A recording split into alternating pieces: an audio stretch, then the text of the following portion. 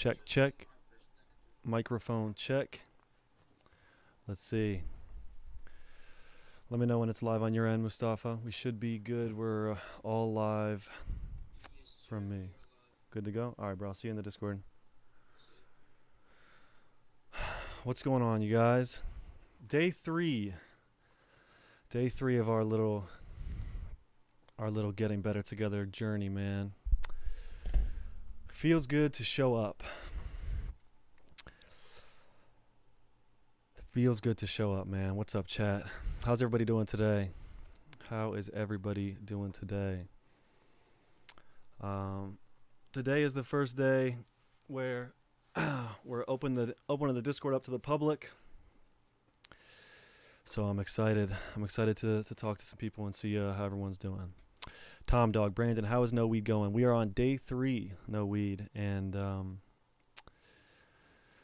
can't sleep very good, man, but it's going good, you know.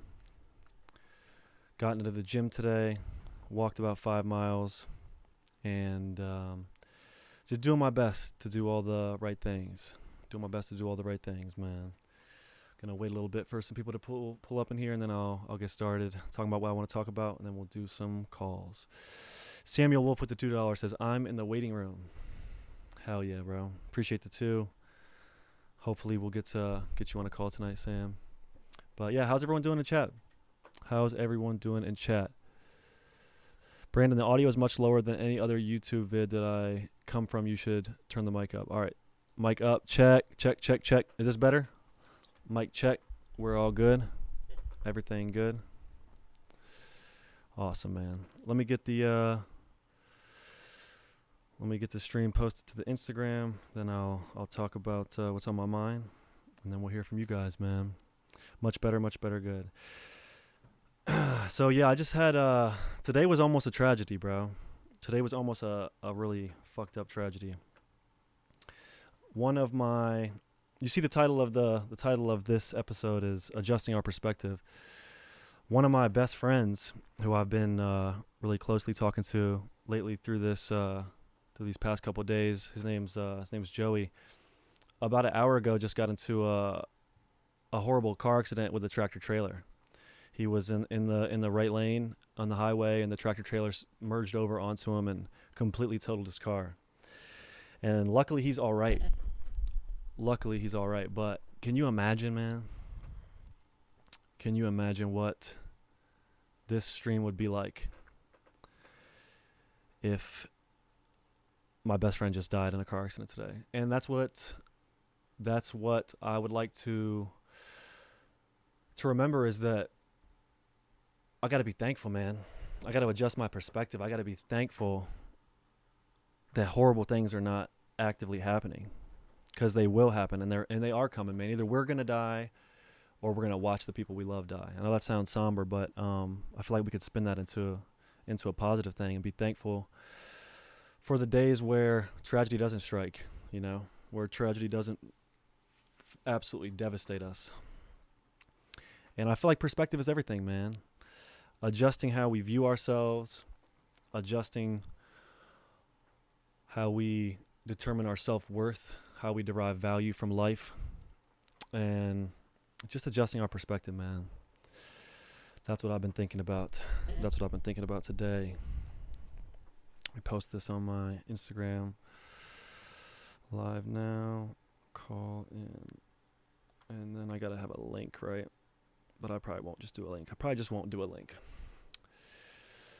All right, gang. So,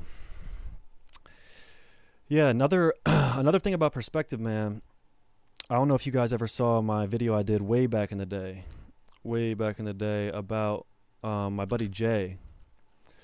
My buddy Jay Machado is one of my best friends, and he was going through a kind of a rough patch.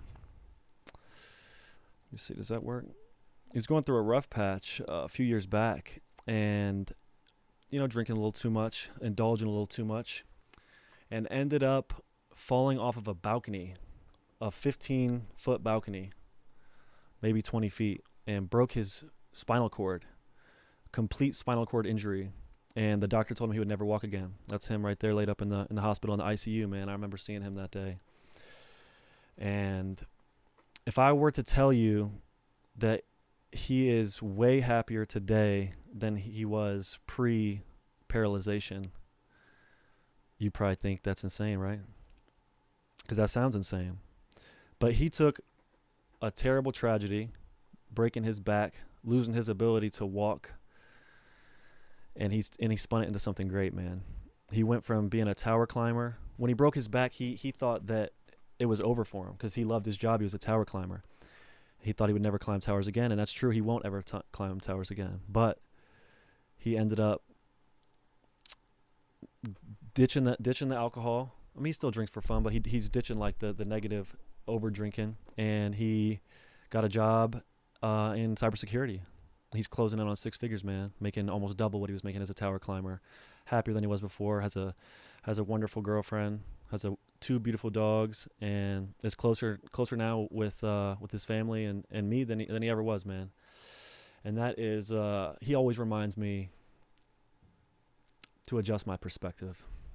Because I mean, who am I to complain about my issues and my trials and tribulations? You know, I mean, we all need to express ourselves, but it could always be worse, man. And you don't want to, it could always be worse yourself into absolute disaster, but I think it is good to just have that perspective and be thankful, man. I mean, I think back to 2018 when I got my ACL reconstructive surgery. I didn't walk for 8 weeks. I was in a wheelchair or on crutches for 8 weeks, non-weight bearing, and I could walk today. That's something to be thankful for. And my buddy Jay here, despite what all the doctors told him, he ended up being able to wiggle his toes. He ended up being able to move his foot, and now he can walk. He walks every day with a cane. He does not use a chair. Sometimes he does, but he can walk, man. I think that's beautiful, bro. And I love Jay, and I'm super proud of him. And he's a great reminder to adjust our perspective. So I wanted to say that. But how are we doing, chat? Everybody doing good? Everybody doing good. I have one last piece of perspective I'd like to talk about. In the old days in wrestling, man, I remember my coach Dennis Frazier. He had this reference, this metaphor about a 2x4. If I were to lay a 2x4 on the ground, what the fuck am I doing? If I were to lay a 2x4 on the ground, or let me restart. Here's a great little tidbit about perspective. My old wrestling coach Dennis Frazier used to say, if you were to put a 2x4 on the ground, no one would have any problem walking across it, right? 2x4 on the ground, you would walk across it, wouldn't be afraid at all. If I put that 2x4 up on 12-foot ladders, you might be a lot more afraid to walk across it, right? Because the stakes have risen. But really, the task is the same. The task of balancing across a 2x4 is the same. It's not that difficult. So I think that's something I want to keep in mind, is sometimes we allow the stakes and the pressure to get to us, when in reality we should just focus on the task at hand and focus on just doing the best we can with what we have, man. Because being afraid of failure is only gonna serve to make the job we have to do more difficult, you know. And yeah, I think that's a cool metaphor and a cool little bit of perspective. But little update on my journey, man. Day 3, 3 days in the gym, 3 days taking my supplements, 3 days just trying to get better, bro. Just trying to stick in the fire, because I know if I give in and I get comfortable and I do what I want to do, which is get high, then it's all just gonna regress, and it's all just gonna be the same, man. And I want to get better, So yeah, 3 days in a row, probably going through the hardest parts now. Not really able to sleep. I'm sleeping like shit. But something I wanted to share with you guys that's helping me, that's been helping me a lot, is this little cream right here. And this might be extreme. It's called capsaicin. It's a topical analgesic cream, and it like makes your stomach burn. Or I put it on my stomach when I'm feeling really anxious and I can't sleep and I'm feeling like I'm panicking. I put this capsaicin cream on my stomach, lather it up on my stomach and my back, and it makes my stomach burn. And the burning on my stomach distracts my mind and helps calm me down. And that might be useless information for those that aren't struggling. But if you guys are really having trouble with anxiety and having trouble calming your brain, you could try putting capsaicin. And I'm not a doctor. That could be bad to do, but I've been doing it. If it is bad, let me know in the chat if it's a bad idea. But yeah, I put this stuff on my stomach and it burns like crazy, and it helps me calm down. And if you get it on your Johnson, your little, you know what I'm saying? It's terrible. So try not to do that. But yeah, I found one thing I love about going to the gym is that physical pain, that burn, that pump is helping distract me from my mind. Jimmy's World, that's a bad idea, man, with the capsaicin. Acti says capsaicin is what makes the tongue burn with hot sauce, right? It's in a pepper, so I don't know. My doctor didn't seem to have an issue with me doing it, but who knows? Saunas are great as well. Also, essential oils. I could show you, but you guys know what they are. Essential oils are a great way to calm the mind, man. But yeah, how's everyone's journey going, man? Is anyone in chat making some lifestyle changes? Is anyone out there struggling with anything? I'm interested in hearing from you. Fuggington said it's an odd coping mechanism, but if it works, man, yeah, it is working, man. It's helping calm me down, because I'm having a hard time eating and I'm having a hard time sleeping, and that's helping. Fig Bat says very poor and very hungry.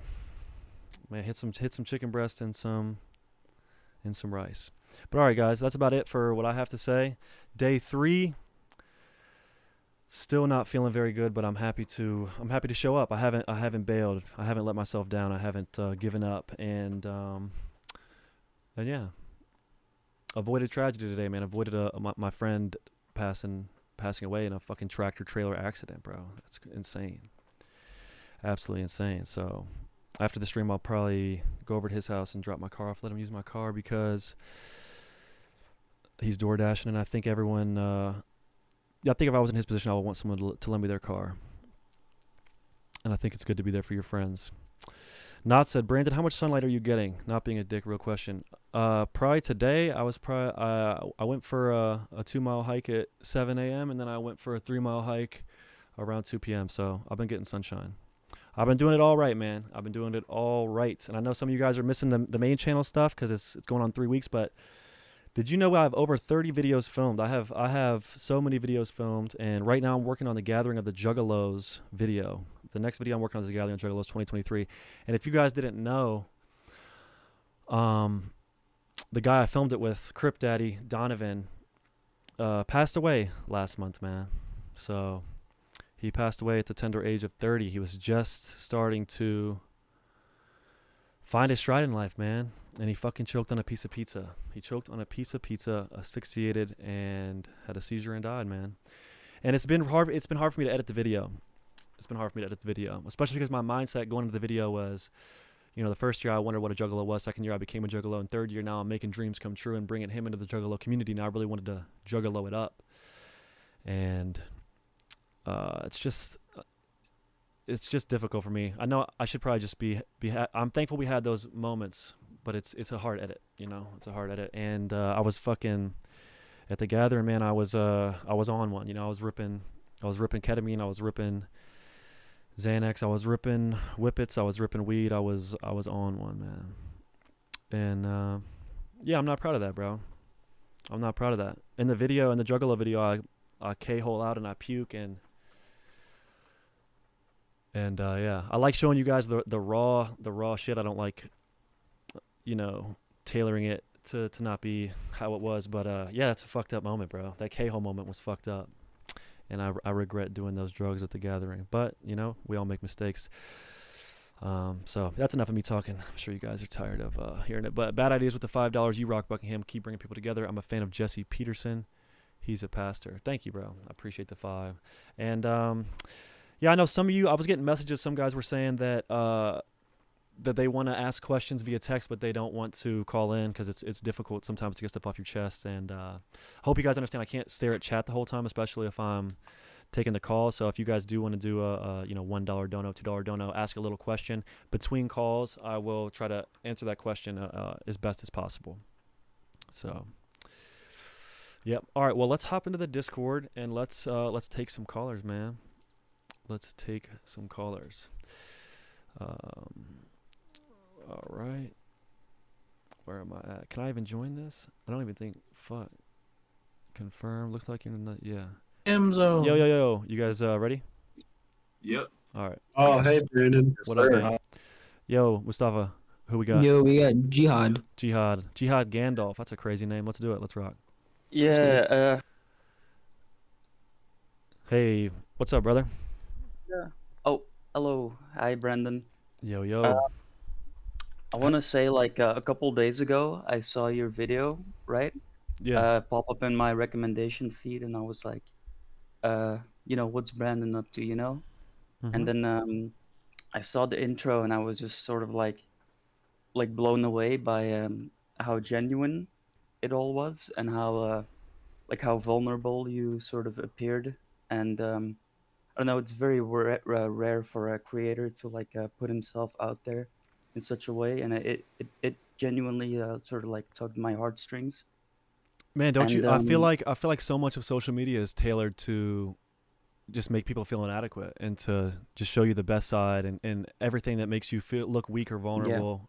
You cut all that out because yeah, it's. yeah, I mean, it doesn't bring success and stuff to be it like that. doesn't, yeah, it doesn't bring like happiness or anything, but it does bring like a change. I mean, I think that the people who you talk to, I think they are genuinely like introspective, and I think that this is like genuinely a constructive like effort you're engaging in. So I fully commend it. Thank you, Uh, man. I appreciate that, bro. So tell me, what's going on with you, man? What are you going through? so the past like 3 years, so just real quick, like I'm 23. I have a central nervous system, or sorry, central nervous system dysfunction. Mm. This means like what it means is that like, or what it means in my case is that I have like no feeling of pain in my limbs. Um, Oh shit! So you can so like burn yourself and not even know? yeah. I constantly get wounds. Um, I have like uh, I have a whole host of like physical issues because of this disease. Like I'm missing the tips of like some of my fingers. Holy My left crap! knee, like my left knee is like completely gone because of a badly healed spiral fracture. Um, and I graduated I'm 23 right now, and I graduated high school back in 2018.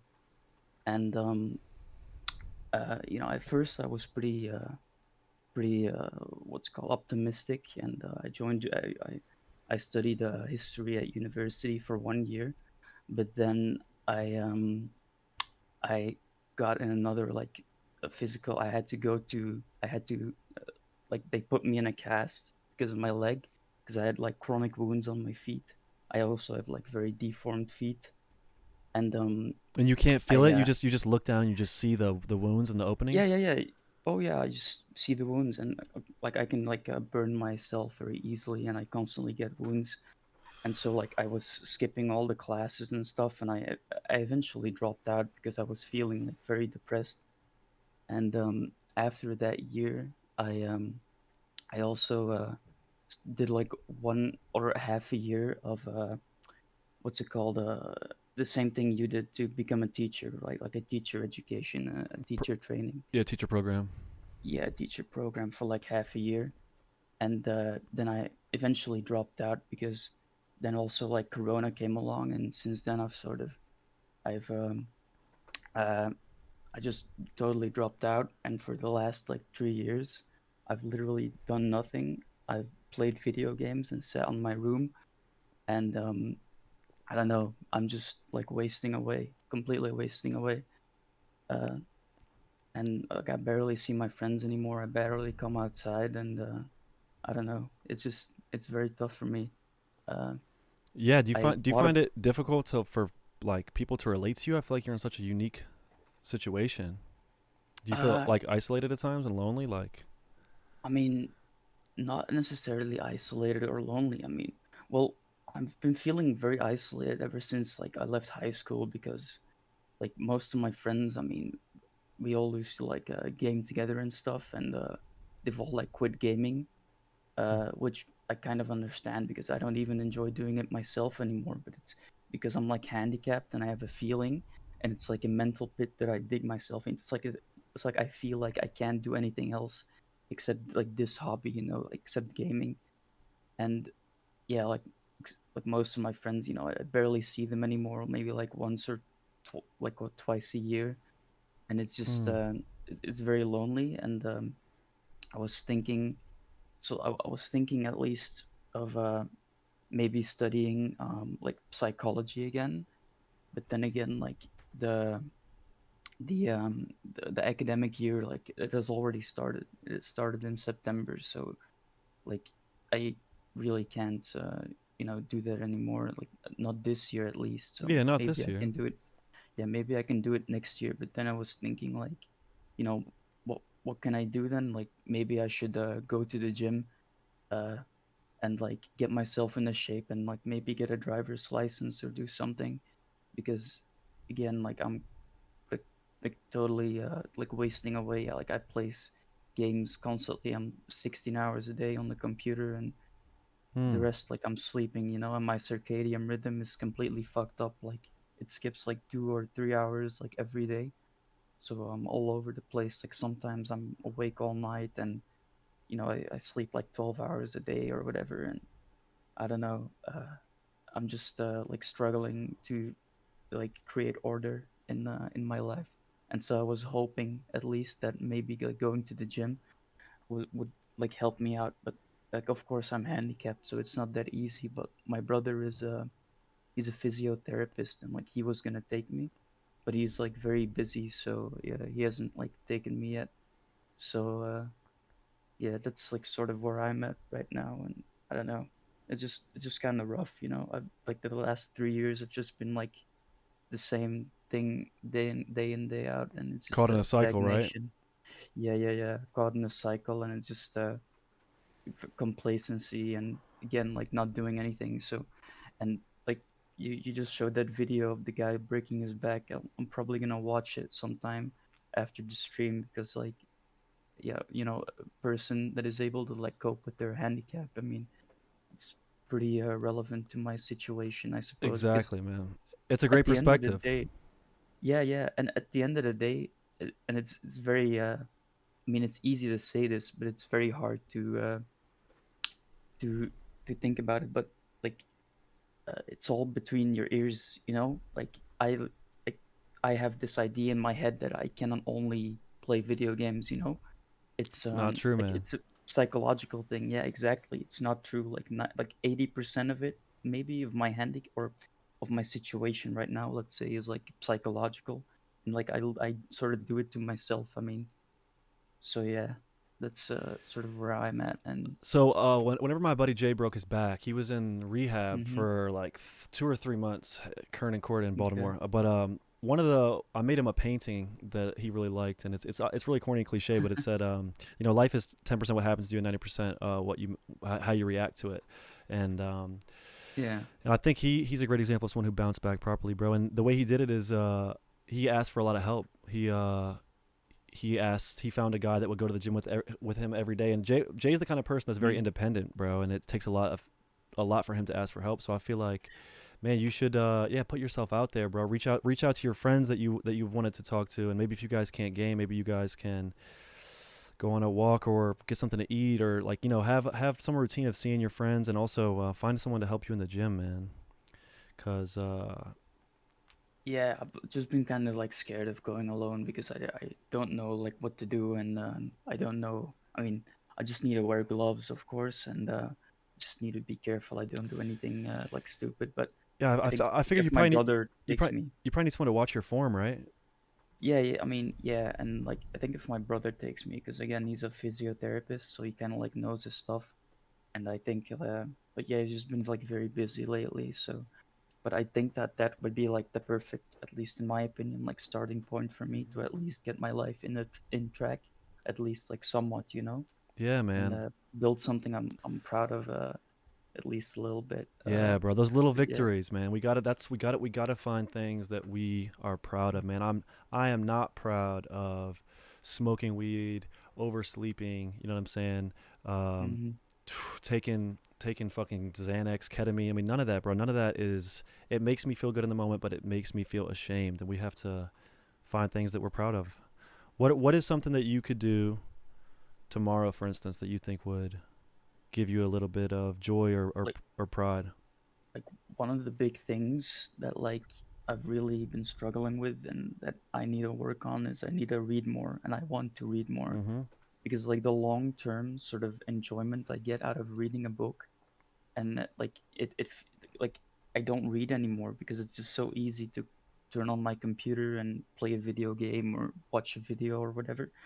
But if I actually sit down and watch a book for the whole day that I can later reflect on, then it feels like I'm like permanently sort of increasing my knowledge, or at least I'm permanently like building upon myself, and I'm not completely like wasting time, you know? Yeah, man. I mean, that's a beautiful goal. That's actually a goal that I have as well, man. My brother, God bless him, he just Hmm. bought me Lord of the Rings Fellowship of the Ring book to read. Oh yeah, yeah. I read the first one a couple months or like half a year ago. So yeah. It's pretty good. No, dude, I think that's a great goal, man, that you could pick up tomorrow and just maybe set 10 pages or one chapter and just set an achievable, attainable goal Yeah, I've and managed to reach like a little bit during summer because it's easy to sit outside and it's like very mhm. like hot and stuff. So it's Yeah. like way easier to read during summer because yeah, you can go outside, but like in winter it's pretty hard because you're constantly in your room and your computer's there and all this other stuff. So And so there's what always about distractions. coupling the friendship aspect with the book? Is there a friend that maybe you could read a book with together and be like, "Hey, bro, Well, every 2 or 3 days we're going to read a chapter, then reading let's talk about it." reading books together, I mean that's I've never heard that. Not at the That same sounds a little time. weird. Not at the same time, but like, you each read a chapter and then you talk about the chapter and your thoughts on the chapter. Maybe it could be just a great way to, build a connection and a friendship. Yeah, yeah. Kind of like a little book club. I've never really done that. I mean, most of my friends are like interested in like different stuff, you know. Yeah. So, Yeah. It could be worth a try, man. I'll tell you this, I feel like I'm losing my ability to read. I feel like with such an influx of short form content and just getting slammed with different angles and dopamine and shit, it's like it's hard to sit down there and just pay attention to a book. I feel like I could read a whole page and then I'll look at it and it's like I never even read it. And I'd like to fix that, yeah. man. I don't feel good about Oh, that. yeah, I have that too. Yeah, I have ADHD, so it's like harder to focus and stuff. But if you really get like absorbed into the book and like uh, I want to read also, especially like philosophy, like nonfiction, which is a little Mhm. harder to do. Like you have to completely like understand some of the times like what's written on the pages and stuff. But like fiction is like pretty easy, or at least in my opinion, it's like an easier things to read. I've been reading some like Nietzsche, you know Nietzsche. Yeah, Friedrich Nietzsche, Uh, man. yeah, yeah. I found him The to be like Ubermensch. pretty inspiring. Yes, exactly. Yeah, yeah. Yeah. It's yeah. That's a great goal, man. That's a I need to put that in writing because I've been thinking about that as a goal for me because I feel like I'm gonna fuck around and in 10 years I'm gonna be illiterate, bro. My handwriting's already like insanely bad and I have a hard time reading, bro. And it's only gonna get worse unless I start reading. And I think what a great way to unwind at night, right? To not have the blue lights in your eyes and to try to be calm. So, yeah. Yeah, yeah. It's pretty easy to like go to sleep after like reading a book. Yeah, Well, I know bro, what you mean. I would love to check in with you here in about a week or so and get an update on how it's going and how you're feeling, man. I do have a question, and forgive me if it's a bit invasive or rude, but you said you can't feel anything. Like Yeah, the yeah. two things I think about is can you feel your penis and can you feel your tongue? I can feel my tongue, so the thing is like most of the feeling is a lot less in my limbs, right? So like my face is I think almost the same as like a normal person, but my limbs and especially my feet, I barely feel anything. So Um, it's the farther away it gets from your heart, essentially. yeah, yeah, yeah, the farther from my heart and from my brain. And then like my penis, I mean, I'm sorry for my asking penis. about that, bro. That's crazy invasive on a live Listen, stream. no, no, no. This is You could just not answer that. I apologize. That's an this invasive might question. sound no, no. I can. I mean, the contrast is there. That's the thing. Like, I feel. Uh, but I don't like masturbate anymore. But that's I okay. Listen, this is like a bit of a weird one to unpack, but like whenever I masturbate, I never come. So like that's neat. I think that has to do with the handicap. But That's some women's dream right there, brother. You could there's some women you could just damn. yeah, maybe yeah. I mean, I've never really had a girlfriend, but maybe someday, and maybe after I go to the gym and get at least get some self-worth. But I Yeah, bro. definitely like feel a lot by if I touch my penis. So Well, that's good, bro. I'm happy. First off, I'm happy for your penis. I would like you to. thank you. We gotta get that. We gotta get that. Thanks, man. That toxic semen out of you, brother. It'll eat you up, bro. But Yeah. damn, man, that's crazy. What's the condition called? Um, I mean, when it was first like diagnosed, it was called well, they called it Charcot-Marie-Tooth. That's like not exactly correct because that's actually like a muscle disease. So they like sort of identified it the wrong way. But look, basically, it has like a code or something, AN something something like it has like an exact genetic code. But basically, what it means is just there's like no feeling in in my limbs. Uh, so yeah. Yeah, my dumbass brain thinks like wants to say like you should get into MMA, but I'm sure it's not that. I'm sure that I mean, that's not how that when works. with the I mean, if I would actually have like grown up to like not be disfigured, maybe I could have done it. I mean, I walk like my left leg, uh, my knees like completely fucked. Uh, I walk on a dislocated left leg, and the only reason I'm able to Oh, like walk on it is because I don't feel pain. Uh, holy shit! What? So you like so your yeah. ACL meniscus blown out? Yeah, the meniscus is like completely gone, I think, or not meniscus, like the ligaments Yeah, that hold the knee together. Yeah, yeah. those are like completely stretched and like completely they barely function anymore. So I actually walk on a dislocated left knee, and I mean, if you would see it, if you would see the knee, like it's completely fucked. Uh, Man, so yeah, I you mean, definitely got to get a personal trainer in the gym because you're risking serious injury if you go there and you don't have someone watching your form. yeah. I mean, my brother's a physiotherapist, so Yeah. I think he'll be able to do it. I mean, I don't think I'll ever do like a leg day or whatever, right? Mm-hmm. Um, but I mean, I definitely want to at least get a bit of a broader upper body. Uh, Yeah. so yeah, And that's then kind of put where I'm yourself at. out there in the dating world, bro.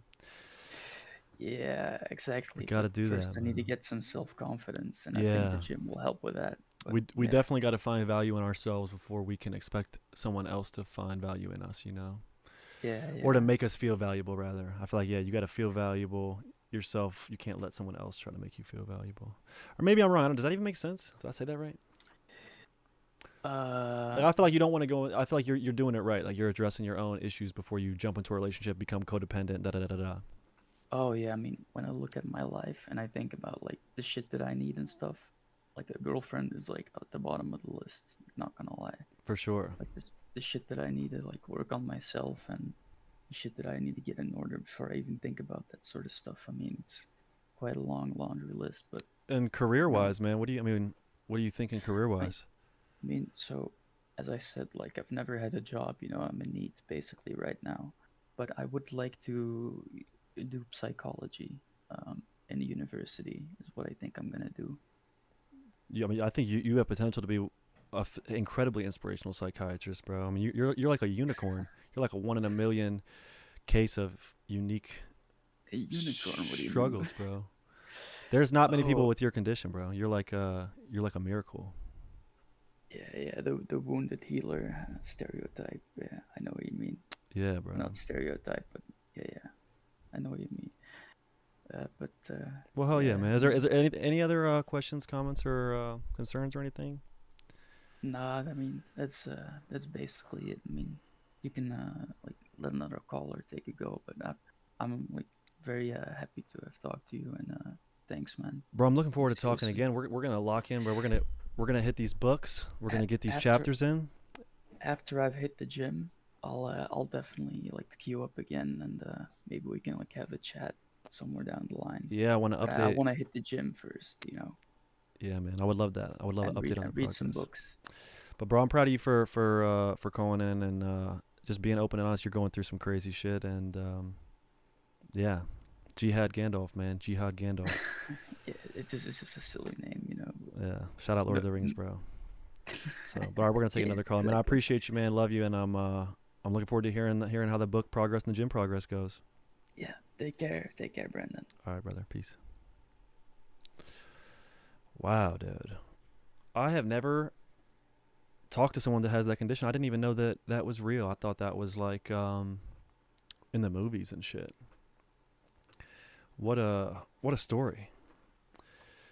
What a story, man. Yeah, I hope that guy. I hope that guy hits the VC in a few weeks, looking like Arnold Schwarzenegger, man. Stacked the fuck up. It's time to get stacked. All right, I got a donut for $5 by Exit Enter. Hey Brandon, we're heavily inspired by your video, How I Became a YouTuber. We're investing thousands, grinding the channel. Thank you for the wisdom. Of course, man. That makes me so happy. I made that video to hopefully have someone watch it and be like, damn, making a channel is attainable and concrete. You just got to make a plan. Because I feel like I know for me, before I became a YouTuber, it seemed so unfathomable and impossible. But when you really break it down, it's just taking a series of steps, committing, being consistent, and not giving up, man. Because I was 2 years into the YouTube journey, and I was $20,000 down, had about 40,000 subscribers, and I just wanted to quit, man. And if I would have quit, I never would have even broken even on the thing, man. So you just never know when your time's gonna be. And yeah. I noticed I got I'm looking at chat right now. I see Donig, my homie Donig is in chat. Can we get Donig in here? Could we get Donig in here? Let's see. Donig, let's see. Donig, brother. Can you hear me? I think your mic is muted right now. Yo, can you hear me? Yes. Check. Donig, how you doing, man? And it's so great to hear your voice after all this time. I love hearing your beautiful voice, Donig. Yes, and I appreciate that you'll never learn how to pronounce my name correctly. How do I say it? How do I say it? Just done imagine you've done a bad thing. Donna. Yes, sir. Damn, bro. So I need to drop the G. Exactly right. Although that, I don't know. I like the Donig, like, you know, the whole Sam thing. I've been appreciating as we approach the big Misfits event next week. I've been watching back all the old Sam stuff, and I like it. I like hearing it. Yeah, I think that's where I got it from. Sam going Donig. A great moment in history, brother. Yeah. So for those that don't know that are watching this, Donna is a martial arts journalist, man. One of the best in the game, if not the best in the game, coming from Ireland. But yeah, what made you wanna call on today, man? Well, you know, we were talking earlier off the, you know, in the DMs privately, and I just wanted to call in and check in on you, bro. I was concerned. Did you start streaming yesterday, or were there a couple of days of streams first? Yesterday was day 2. Today is day 3. Right, because I was concerned. I either watched yesterday or the day before, and you just seemed down. Mm-hmm. You didn't seem yourself. Yeah. You see, like, you know, I mean, you're not necessarily like like in real life. Like, people know your videos and stuff, but like in real life, you're a quieter guy. But something seemed a little off the other day, so I wanted to check in a little verbally and see how you're doing. Yeah, and I appreciate that, bro. I think we all need people to check in on us and show us that they care, bro. And I really appreciate you taking the time to do that. But today I'm, you know, it's kind of the same story as yesterday. I want to give up. I want to quit. I want to go back to my old ways. I want to smoke weed, and I want to have that comfort. I'd like to sleep tonight. I'd like to eat. But I know that if I do those things, I'm gonna regress. So yeah, I'm just trying to stick to the fire and stick through the discomfort to eventually see that light at the end of the tunnel, man. What's making you want to quit? Quit the sobriety thing? Yeah. Just because just not, you know, it doesn't feel good, and I think I just, you know, I've wired my reward system to want to have that feel good thing. I want it, and I want it now, you know. So no, I completely understand. I got the same thing. Obviously, you know, I'm a heavier set gentleman. I got the same thing food wise. I find it difficult to kick the cravings for all the sugary treats and shit. Mm-hmm. But you know, I think once I get this foot thing figured out, I think I should be out of my crutch probably tomorrow or Thursday. I'm gonna go and like we were talking about in the DMs, I'm gonna go to the gym a bit more. I'm gonna keep playing soccer, and you know, because I gotta like I'm probably gonna see you at the end of November, and I gotta be a new man by the time I see you then. Yeah, we got to hit this October come up with us, brother. Well, that's the thing. That's it sounds good. I see someone in the chat said eat fruit if you want sugar. That's a great fucking idea. I need to do that more. Bananas and shit.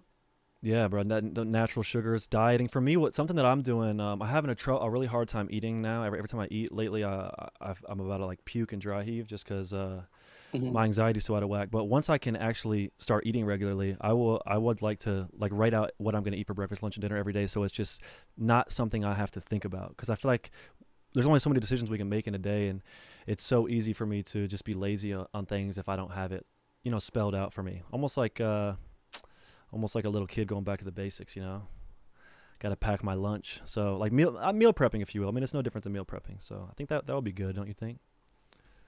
No, I think that'd be a great idea. Is the big thing the weed? So the big thing is the weed, and the weed is the constant issue, but it's like the occasional kratom usage. Like I've probably done kratom an average of 2 times a month, so not that often. But another thing is I was prescribed Xanax after I went to the psych ward last year. So I've been on a probably every other day or maybe every 3 days about 1 milligram of Xanax or 2 milligrams of Xanax, as it's like supposed to be as needed. I never end up like taking the full prescription every month, but it's something that I needed during that time because I was so low, during all the R word allegations with our buddy. Yes. Like that was such a messed up time that I feel like I needed that because I just couldn't calm down. But now I feel like it's become a negative thing where I don't need it and I'm relying on it, and I'm feeling like if I don't have it, I'm feeling panic. So, and things like that, like just even the fact that I did opioids this year, I've been so against opioids, and in my second to last video, I poured up lean with that Mexican OT. Some of my videos in the vault, I've like popped Percocets and stuff, and just done stuff that stuff I haven't done in years, and stuff that I'm ashamed of, and stuff that I wouldn't do. Now, why did you do that? What made you want to do that?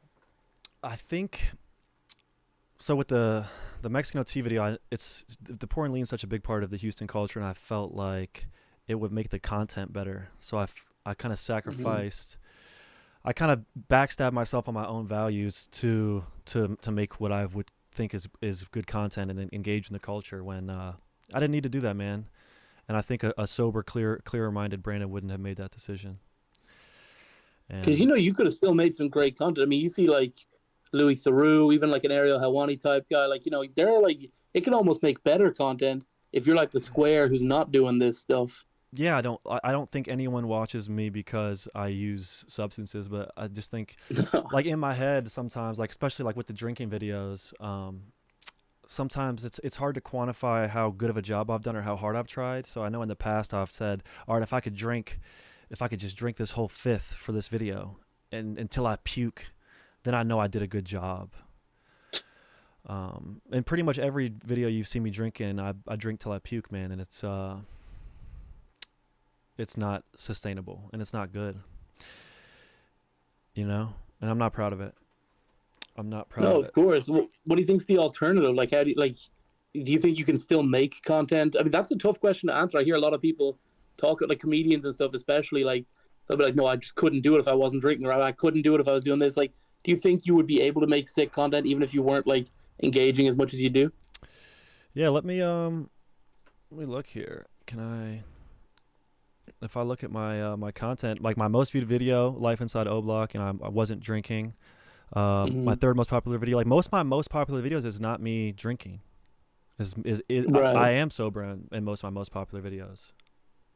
Well, see, I don't think it's necessarily about the alcohol in this particular case. I think it's like the wider thing of like engaging in whatever the culture is. Like you went to O Block and you didn't you were like the bit of the video, and it's the same thing. Who was the guy who stole that video from you? The other guy?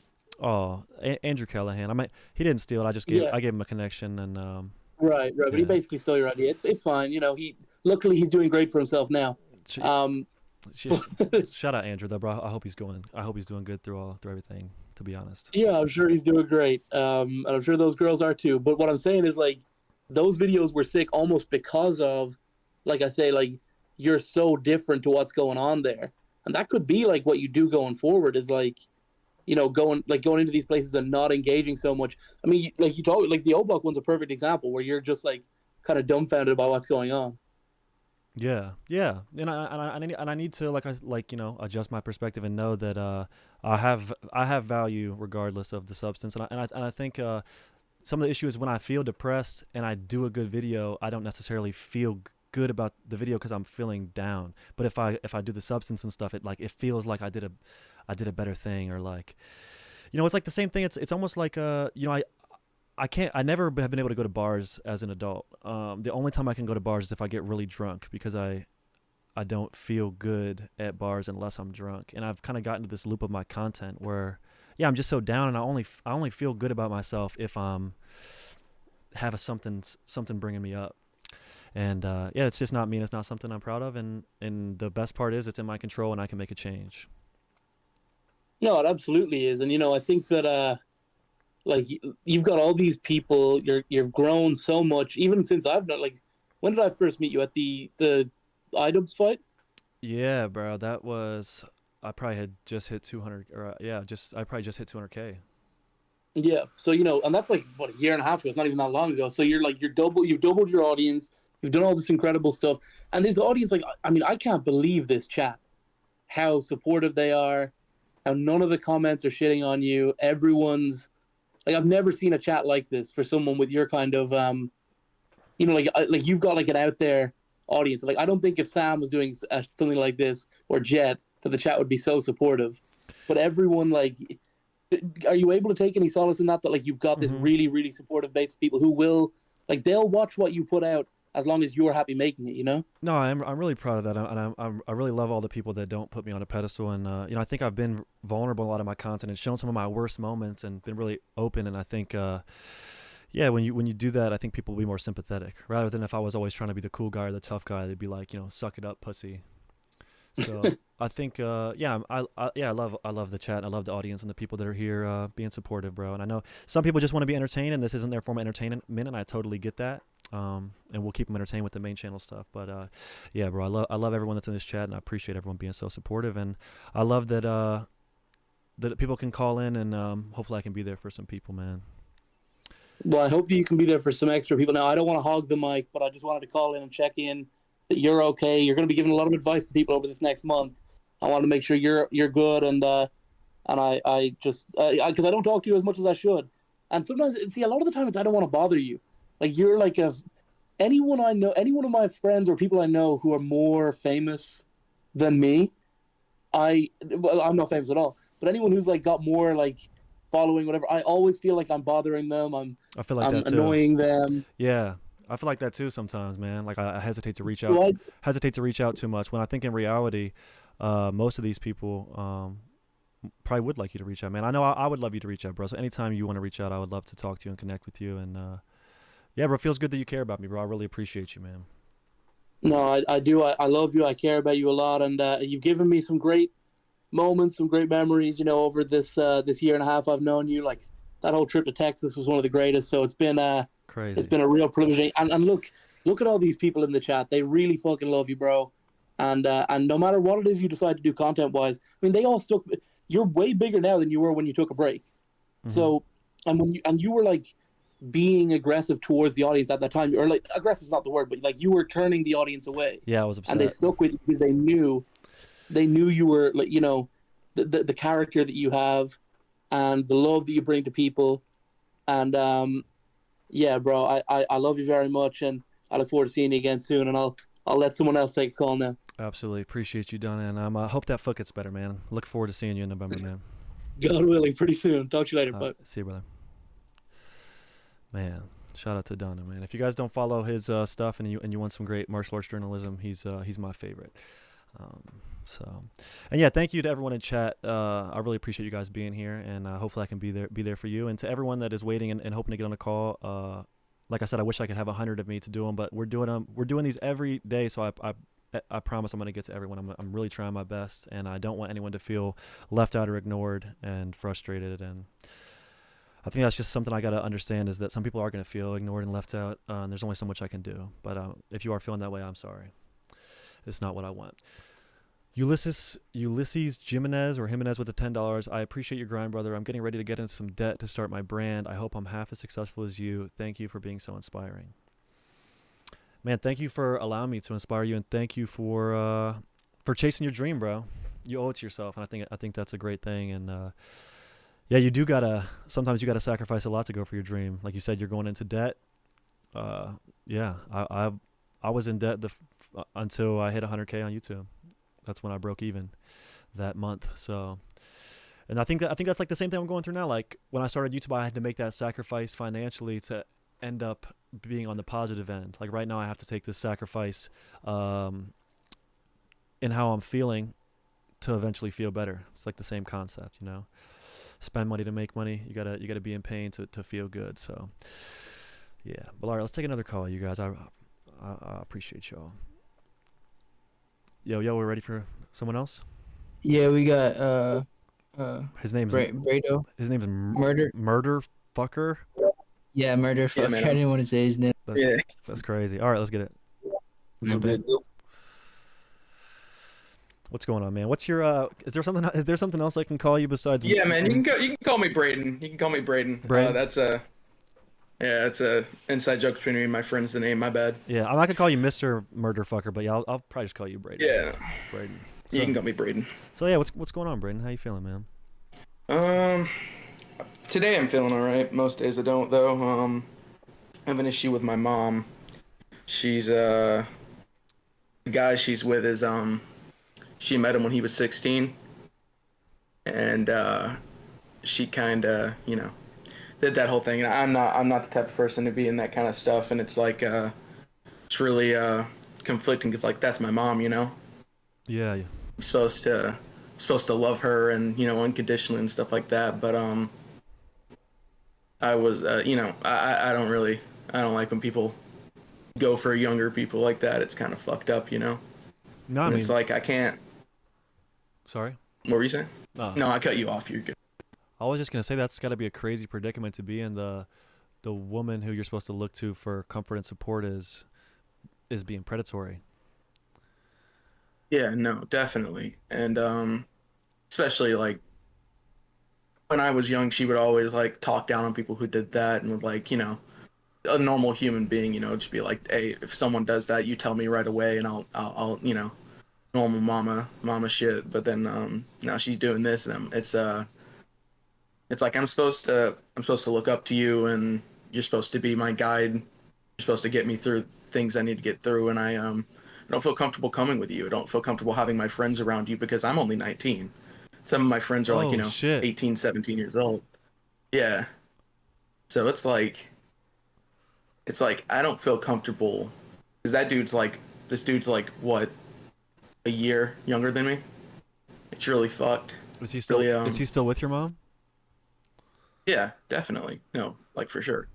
And his mom knows about it and she's completely fine. She doesn't care. Damn. His whole family knows about it and doesn't care. And I seem to be the only one in my family that really cares about it.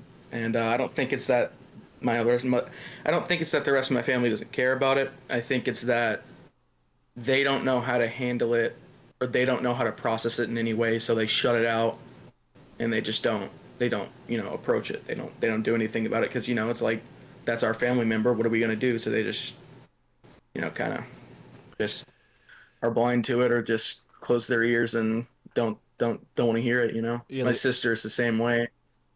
I'm sure it's a lot easier to put on the rose-colored glasses than face the fact of what your mother's doing. I mean, man. Yeah. Well, props to you for being the one in the family that's addressing it with a level head, because that's a fucked situation. It seems like a lot of people are dropping the ball right there, dude.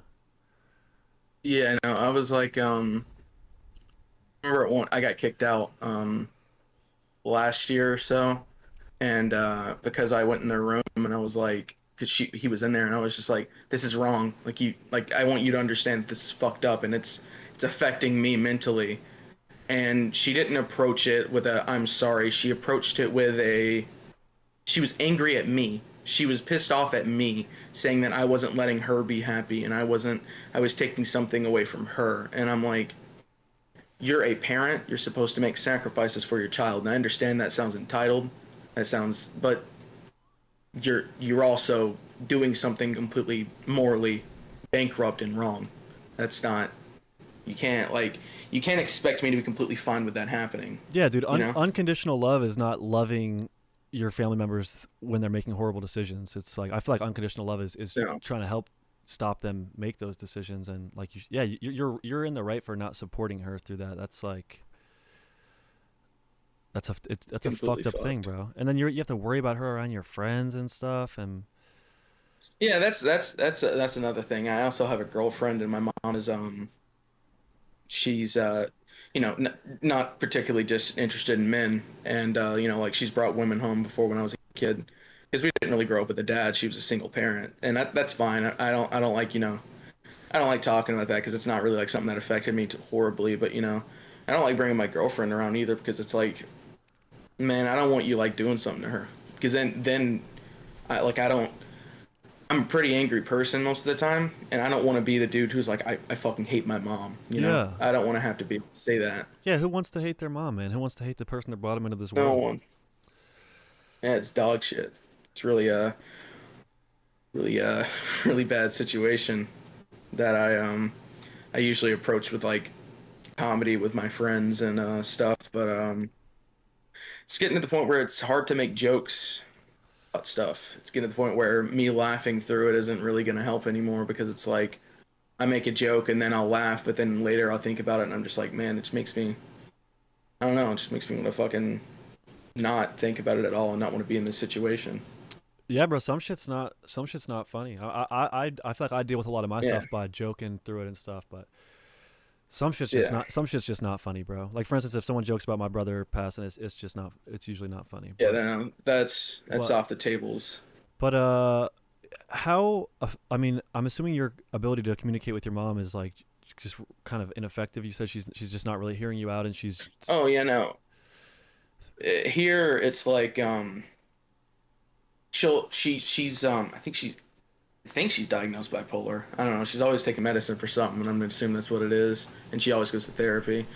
But she'll do this thing where she tries to like, I when I'm talking to my friends about it, I'm like, she's playing good mom. She'll try to be all sweet and kind and caring, and I'm not like a dick about it. I'm just like, hey, get the fuck out of my face. I'm just like, oh, I'll be like, thanks, yeah, whatever. But then later on it'll just be like a switch. It's like later on in the night she'll just be like, you're fucking useless, what the fuck are you doing? And I'm just like, look, I'm just doing my thing, and you don't have to yell at me. If we can just live quietly and peacefully together, I won't bother you, and I'll just move out, and then I won't be in your fucking hair anymore. You just gotta like stop stressing me out so much. But the thing is that she's always stressed. Why wouldn't she be? She is in it. She did something completely illegal and fucked, and is now just kind of living with that. And I assume it's guilt on her mind that's causing her to stress out so much. Mm-hmm. But she just so communication with her is not very ineffective. Yeah. I mean, it sounds like she's being so selfish. I mean, when your kid comes to you saying that, I mean, you've told her that she's making you uncomfortable. You told her that she's hurting your feelings, and she just brings up her own feelings. I feel like that's just not motherly, man. Yeah, no. And then I remember the time I went into their room, or her room or whatever, and I was like, hey, this is wrong and everything. She like brought up because I wasn't like a perfect kid, everyone was an asshole when they were a kid, Yeah, like I would get in fights at school and stuff, but we're all little fuckers, and she would just bro. bring that up. Yeah, she would bring that up, and I was just like, I was like 9. I was literally less developed. My brain wasn't actually developed then. And you're bringing that up as if I did something wrong. I was a kid. And of course that's not like an excuse, but then again, like you can't blame me for something I did when literally 10 years ago. Like, that's not. It's also And then she was like, people that hold things over your Continue. head that you did a decade ago. I mean, that's you. Like I said, it might be hard to communicate with her, but you should tell her, like, you know, judging me by what I did as a child and holding that over my head is not going to benefit our relationship or benefit anything. That's just her taking a dig at you. Like, she's got to let it go. Yeah. If she's forgiven you for whatever it is, she's got to let it go. Like, that happens in relationships a lot. People just bring up the same shit, but she's got to fucking let it go, bro. I mean, and do you feel like she's bad at talking? Like, I know there's certain people in my life that they do a lot better if I write them a note or a letter. Do you feel like if you put your thoughts in writing and gave it to her, it would be more effective, or you think there's no hope there? I don't think there's any hope with communicating her in any way. I've tried. I'm not a person who likes going to therapy or like talking about stuff. I'm talking about this with you because, you know, I don't know, feels like a chill person to talk. I don't like talking to someone who seems professional because it feels uncomfortable and cold. Yeah, to me. dude. And I hate talking It to feels people. more. Sometimes I hate talking to people that they seem like they have all the answers, you know? Yeah, no, because it's like it feels condescending to a certain degree because it's like it doesn't feel like. And I know you're supposed to think, well, everyone's a person, but to that point, I'm like, you're not just a person like me. At this point, this is your job. Mm-hmm. Yeah. That you're not someone who's talking to me, giving me advice. I'm another client to you. I'm not someone that you want to help, and I'm not someone you're looking at with kindness, or you're looking at me with, this is something I need to fix, not something that I just want to be heard. You know, I just want to, yeah, man, that sucks. Yeah, thing. bro. Yeah. So something I say to my girlfriend, if you ever want to just be heard and not have a solution, is I'll say, like, you know, I'm not looking for a solution. I'm just looking to have some sympathy. You know. Yeah. Yeah. That's something That's that's a really good way to I go feel like about I fucked up a lot with that earlier in my life. Is I would come at people looking for sympathy and they would offer a solution, I would get upset. And I feel like I'm getting better at communicating that, bro. But what is the plan with the mother? Like, is there an exit strategy? She's well, I'm fine at moving. Like I'm like moving is second nature for me because when we were growing up, that's all we ever did was just move back and forth different places. So I'm thinking I work at the Walmart Auto Center now. So, you know, saving up money isn't going to be completely easy, but I'm thinking I'm going to save up money until I can, you know, stably move to an apartment with a roommate, or maybe just a singular apartment. But I think after I move out, I'm going to not communicate with her or but a good bit of my family for a while until I can get my own head sorted out and come at them with a more level and less, you know, anger and everything else that I do, because, you know, that's just not going to fix anything. And if I do come back and I'm, you know, talking to them with a level head and they're not exactly doing the same thing I'm doing, then I guess then I'll have to try to move on and just like live with my friends and make a family of my own at some point if I can. Yeah, man, we don't get to pick the family we're born with, but we do get to pick the family that we create. And don't let your family like guilt you for looking after yourself, bro. Like, I think that's a good plan, man, is to have some distance and to just disengage with that hurtful situation. Yeah. And that's the thing. I'm not the type of person who likes like I guess running away, quote unquote.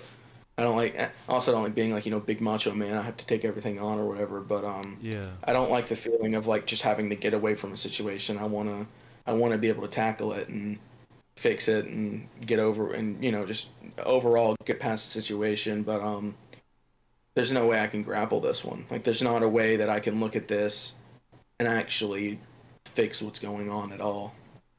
Because it's like there's nothing I can do. There's no way I can feasibly do anything about this without just causing long-term damage for me and everyone else involved. So I think my only option is to just leave the situation, just get away. And then, yeah, maybe when we get like your own place and some distance and get established, then I guess what are your options there? Just try to reevaluate and see if you want your mom in your life in a limited way, I mean, that's just so. Yeah. Man, I'm so sorry you're going through that, bro. No. It's fine. It's I mean, it's not fine, but it's I think it's something that if it was gonna happen, it was gonna happen. If she was going to do that, then she was gonna do it. There's no way that anyone else could have stopped her or talked her out of it, seeing how her own children trying to talk to her won't stop her. So It's out of your I control, see it man. as something, yeah, completely out of my control. Man, that's super mature of you to address it like that and to know like it's out of my control and I'm not going to let it eat me up anymore, or I'm gonna try not to. I'm sure that's Yeah. hard. I'm sure that's hard not to have that eat you up. But so what's the Yeah. for October, bro? We're all grinding. We're trying to get better together. What is the achievable, attainable goal? From what I'm hearing, it sounds like it's financial stability. Financial stability, and I'm also gonna try to stop smoking cigarettes as much. You know, I don't like asking my coworker to buy me a pack or something when he drives me home or anything. So I think I'll stop doing that because I know he feels bad about it. Because Yeah. he drives me home, so I don't have to drive my car to work because his transmission is blown, Yeah. and So so I think I'm gonna try to stop. yeah, I think that's a great goal, bro. Sometimes I feel like the cigarette aerobics they leave us a little bit exhausted. Them carcinogens, but Yeah, no. I smoked a lot of cigs. Smoked a lot of cigs last year. I left them in last year too, which is good. But yeah, Yeah, no. I think those are great goals, bro. I think I know one thing that I did when I was doing the YouTube grind, and my big in the beginning of my YouTube career, one of my big things was I cannot let my bank account hit zero or it's over. Yeah, So I would DoorDash for extra money, man. I would do YouTube full time and I would DoorDash about 20 hours a week. So I feel like that's always an option to earn a few extra dollars that you could just put in savings, man, for that eventual escape yeah. plan. You know, Once I get my car fixed, I'll definitely look into that because I didn't even think about that before. bro, Because you might fuck around and see me door dashing around Carroll County from time to time, bro. I'd do it. I'm I'm not in Carroll County, man. I'm in Arkansas. Yeah, but I'm just saying, like, Yeah, door dashing is for everyone, bro. If you need the money, man, I think it could be an extra thing. But yeah. well, man, I look forward to seeing how that goes. Is there anything you wanted to talk about before we go?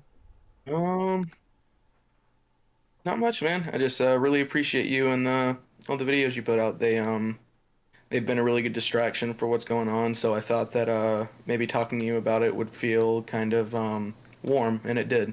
Yeah, Brought me a man. lot of warmth and familiarity with the situation.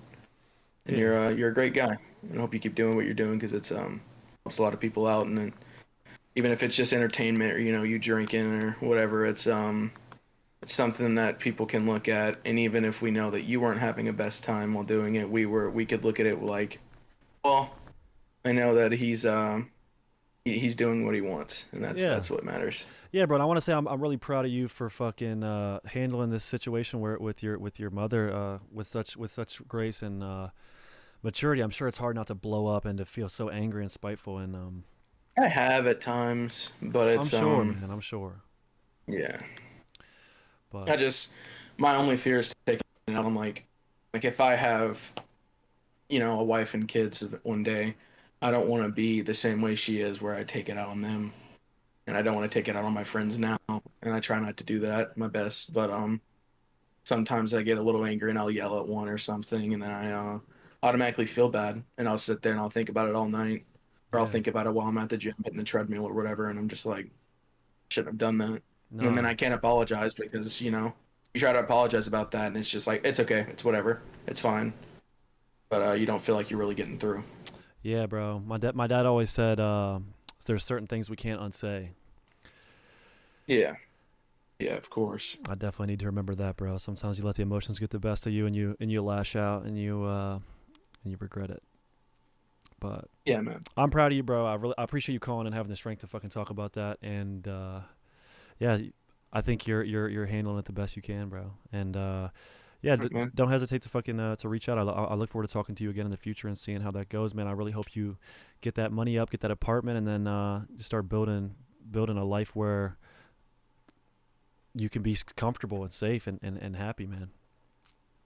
Yeah, I hope the same for you, man. Thank you, bro. We're in this together, man. So let's kick those cigs. Let's start weaning off those cigs or making a plan with those cigs. All right. Gang. Yeah, I'll definitely. All right. Gang, gang. All right, appreciate you, murder fucker, Braden. Appreciate you too. Yeah, great talking to you, man. Man, back to back. We had the numbness in the limbs, and then the mother with the 16-year-old. Those are crazy stories, man. I appreciate you guys calling in and being so raw like that. I wanted to talk about one thing before the next call. I'm sure a lot of people out there are going through addiction issues and wanted to quit, like I am, trying to quit the weed and just get fully sober. I did it cold turkey, or I'm doing it cold turkey right now. I know that doesn't work for everyone. So if you guys are having trouble doing the cold turkey thing and you want to quit, I would say develop a plan. If you're weaning off, I feel like to wean off, you have to quantify how much you're using. So if you're smoking weed and you have a goal to stop, maybe you're not going to stop this week. Maybe just start keeping a tally of how much weed you're smoking or how much alcohol you're drinking or whatever you're doing. Start quantifying it so you can, and write it down so you can see how much you're doing every day and just kind of evaluate it. And then from there, maybe take some steps to wean off if you want to, man. Because I feel like sometimes biting off more than you can chew is bad and it doesn't work for everyone. I'm like an all or nothing type of guy. So if I wean, if I give myself a little flavor, I'm going to want to fucking suck up the whole pie. That's definitely not a saying, but you know what I mean. I'm an all or nothing guy, so I gotta just bang it, but it doesn't work for everybody. Dude with the $5 says the Bible way to heaven. Awesome, bro. That's good. Samuel Wolf with the $2. My audio shit out when I got my chance. No, damn, Sam. Well, the good thing is, we're doing this every day at 6:30, bro. So if we don't get you in tonight, pop in tomorrow or the next day, and like I said, we'll try to get you. I know I've told the moderators to make sure people have good audio because if we have bad audio, then it's going to be hard to communicate. So sorry about that, Sam, and hopefully to get you in tonight or tomorrow. All right, let's get the next one here. Vincent. All right, So we ready? we got Sage. Yep. All right, let's go. Hey, Sage. Yo, what's up, man? What's up, gang? How's the day going? Oh, it's going all right. I'm real nervous, man. I'm a big fan, you know. Bro, I'll be honest, I'm nervous too. I'm in my basement, and I'm happy to be talking to someone, because when I'm not talking to someone and I'm just down here looking at this camera and talking, I feel like I'm a fucking schizo. And I get really nervous. So I'm right here with you, man. Don't be too nervous, bro. We're just two fucking dorks talking. So what's going on with you, bro? So I'm 16 years old. You know, I've dealt with a lot of loss and a lot of drug impact in my life. So I have a lot of hobbies. You know, I make music. I do Muay Thai, and like I just like being active overall. I do jiu-jitsu. I used to do boxing, but then I went from boxing to Muay Thai. But I've lost my mother when I was 8. I lost my brother and sister 2 years ago, and I lost my best friend 1 year ago. Damn. You know, and my brother and sister, it was all drug use. It was like overdose and then drug-induced coma to heart failure with my brother. My whole family's been plagued by just drug use, and all, like, just everything that you could do bad has been done, you know. Like my dad, which he's still alive, he got diagnosed with cancer actually, but he's doing really well. He's getting really well over it, but you know, cancer come back any moment. Yeah. But my dad, you know, he's been around. So my dad's done a lot of drugs as well. Back when he was younger, he used to play hockey. He was a big like goon, so that means he was just fighting in hockey when I was growing up. And I just struggle with like just the motivation, if that makes sense. Yeah. I mean, absolutely, bro. Especially when you're dealing with so much fucking trauma. You know, how do you get motivated when you've seen life rip the people you love the most out, you know, and like process that and keep going and stay positive? It's like it's like I love I love fighting, you know. Like I used to fight in school, but I put it in a more healthy way. Yeah. No, I think it's And I think it's incredible that at 16 you've already gotten into martial arts, and you said you did some form of art. You did music or something? yeah, I do music as well. You know, I just started about 4 months ago. I've been making music, you know. Hell yeah, bro. Congratulations on that, man. Thank you, man. You know, it's like watching you really made me like I used to make music a lot like when I was really young. I've always loved music, you know. My dad's music, my dad's New York hardcore. I'm from New York, so you know like New York hardcore music he used to listen to. You're the man. My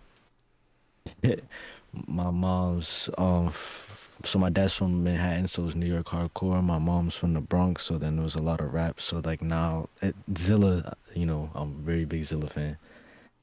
Kind of just ended up merging and like it came its own way, you feel me? And I just love music, you know, and like kind of watching you, like I always felt like I was like I can't really do this. Like I used to like see it and like, oh, this cool, I would love to do this, and like I do it alone, but I can't actually do it, you feel me? But Until you can, recently, bro. You can, man. t- And I'm happy that you're fucking seeing that, bro. I'm happy that you're seeing that you can do it. And like it took me, I wanted to make music for forever until I actually had the courage to start it, bro. And I'm fucking proud of you for starting. Have you posted anything publicly? yes, I have posted quite a bit actually. Yeah. I started posting a lot. I'm in this little group, you know, where it's just a bunch of people that like are very similar and we all just make music and we all just kind of uplift each other. But like recently I've just been really struggling with motivation. I just started school. I'm not a very good student, you know. I have a lot of ADHD problems. I can't pay attention if it to save my life. I could have a teacher sit in front of me and tell me everything I need to know, and it goes in one ear and out the other ear. Yeah, And man. then I'm constantly being like, what's the word I'm looking for? Lectured about it, and I'm like, I try my hardest, but it's just, I just can't like contain it. And another thing I'm very stressed about is my father. He's forcing me to, so he's gonna either at 18 I go enlist in the army with him, Mhm. or you know I have to. He's gonna basically disown me, So and that's another thing I'm he That's another thing I'm very stressed about because it's like I don't know. I'd much rather I don't know. so I guess It's not. your dad feels like putting that pressure and that tough love on you is probably what you need to not go down the path of your siblings, right? Yeah, basically, and it's just like a whole everything comes at me in all types of different ways, and it's just it scrambles my brain and it makes me not want to do anything. The things I have to do and the things I love to do. It's a lot of pressure. That's definitely a lot of pressure, man. And well, man, I think if you want to pursue the music thing, you owe it to yourself to give it a try. But I mean, if your dad is gonna kick you out of the house and you're gonna have to be in the army or the service, could you do that and then do the music thing on the side? Is that something you're looking at, or are you thinking more of I'm gonna go be on my own and try to make it on my own? That's where I'm at right now. I'm trying to figure out if what's best for me. If I need to take that jump and need to take that point where I'm starving, and you know, when you starve, that's when you eat the most. Yeah, yeah, Or bro. if That I should, having that fire under you is good. Like for instance, I know my mom and dad always said that if I didn't go to college, that I have to get a full time job or get out. Like they weren't just gonna let me be there.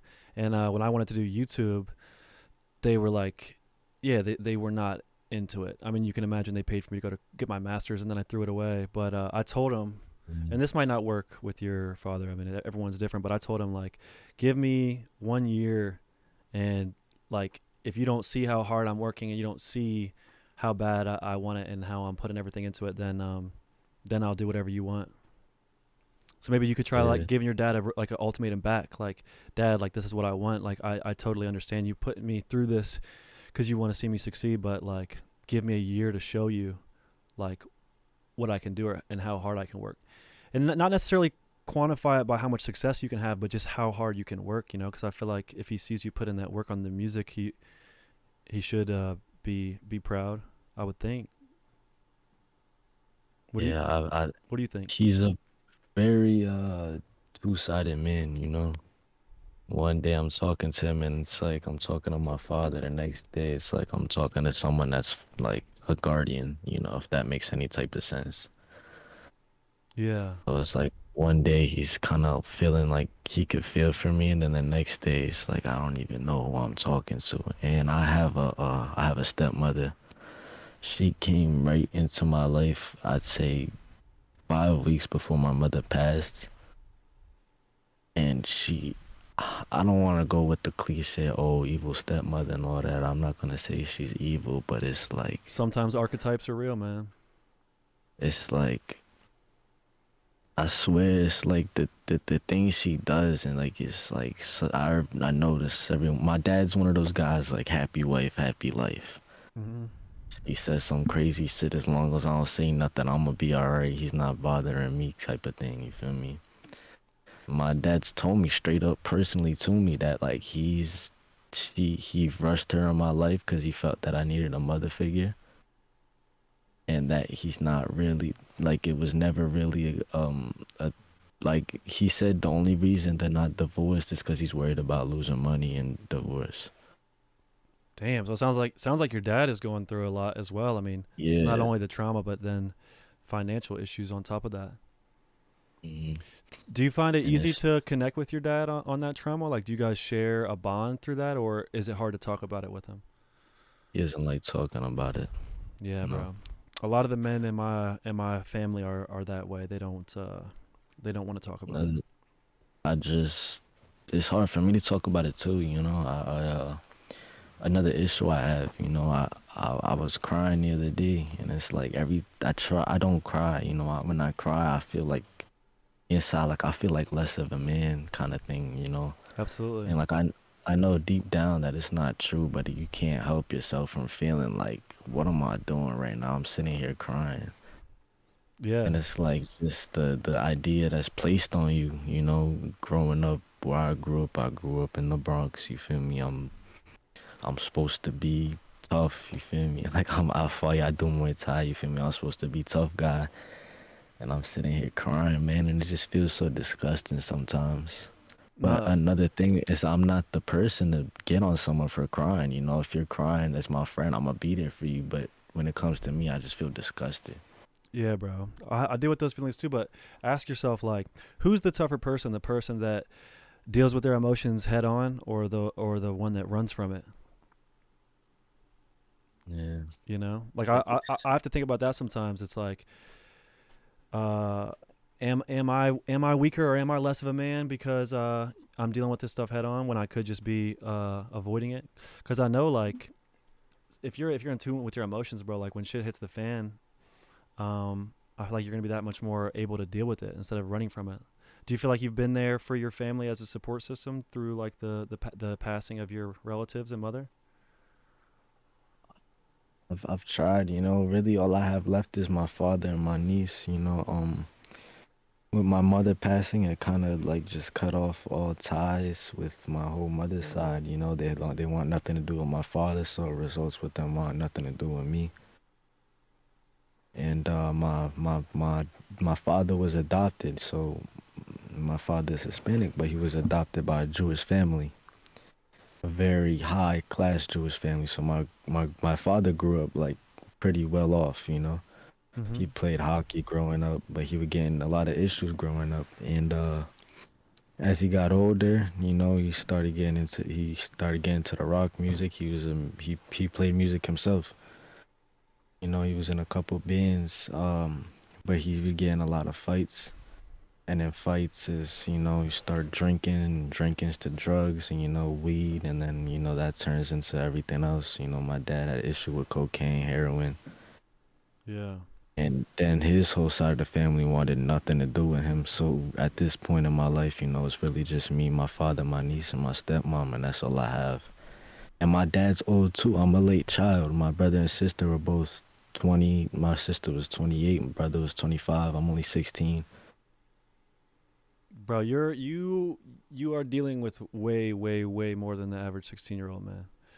Way more. And I feel like the fact that you're even still mentally staying in it and looking for ways to get better and to tackle your future is commendable, bro. I appreciate that a lot. You know, that means everything to me. Speaking of stuff that means everything to me, it's very funny. I think you hit 1 million on something or something of that sort, or it was like your birthday or some shit. And I reposted your thing on Instagram and I was like, I love you. And you swiped up on my story. You were like, I love you. And I was having a really bad day that day. Oh man. And he was like, I love you too. I was like, damn, that shit just made me feel good, bro. You know, like you really made my day. Bro, I do love you, man, and I'm fucking happy we can connect like this and connect over our shared trauma, bro. Because I know I feel like one of the hardest parts of my life is the death of my friends and family, bro. It's really Mm. it's just hard to deal with, and sometimes I just wonder like, are there better ways I could be coping with these losses? You know, have you found any ways that have helped you like cope with it?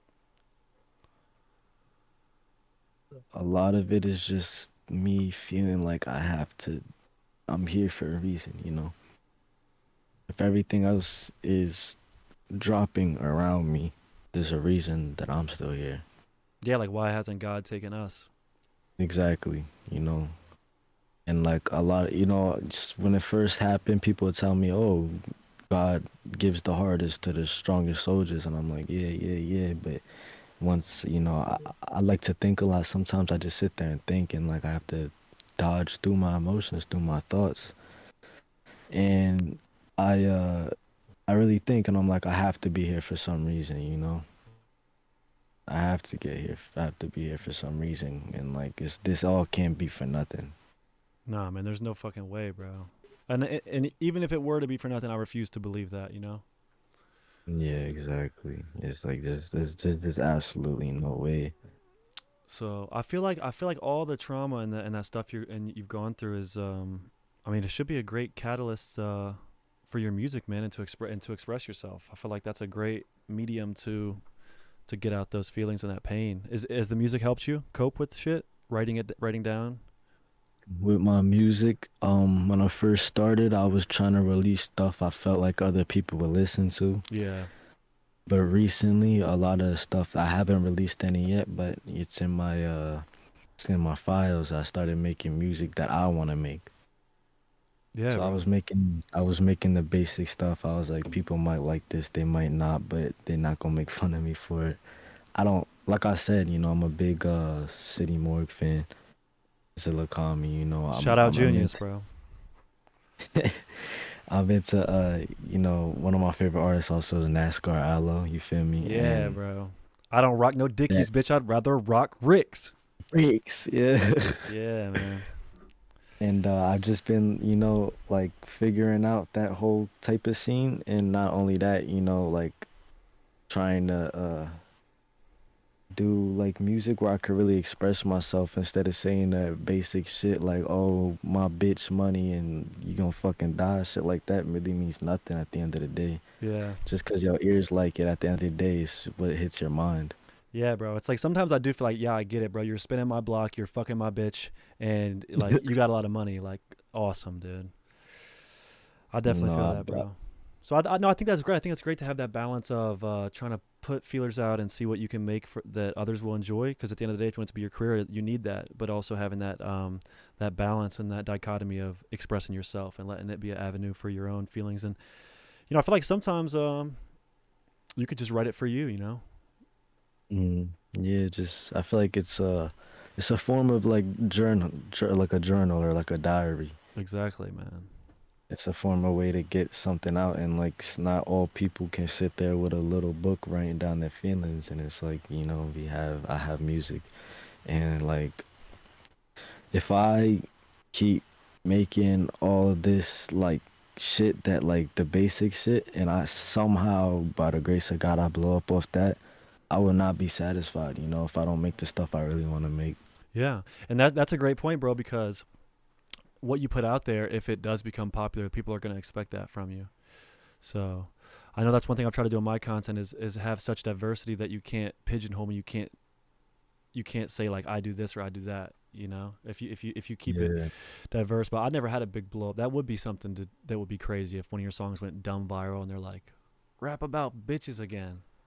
Rap about how you're fucking our bitches again. Yeah. Yeah, I don't know. It's like it's just there'd be no type of satisfaction in it if I'm not really doing what I want to do. Because at the end of the day, you have one life, you know. Yeah, You man. get one life. You get one chance at this. And we're so fucking lucky to be here, bro.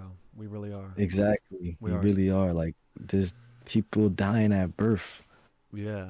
Yeah, and it just takes one day, Kids. bro. You're born in one day, you die in one day, man. Yeah, exactly. You might not even make it out of the womb. Yeah, man. That's deep. So Man. it's like, you know, like that's another thing I gotta think about. It's like you're here one fucking life, and if you fuck up and you don't do what you want to do, then you just completely just like you get one life, and by the grace of God, you got this one life, and you got to live that long. You have to do what the fuck you want to do.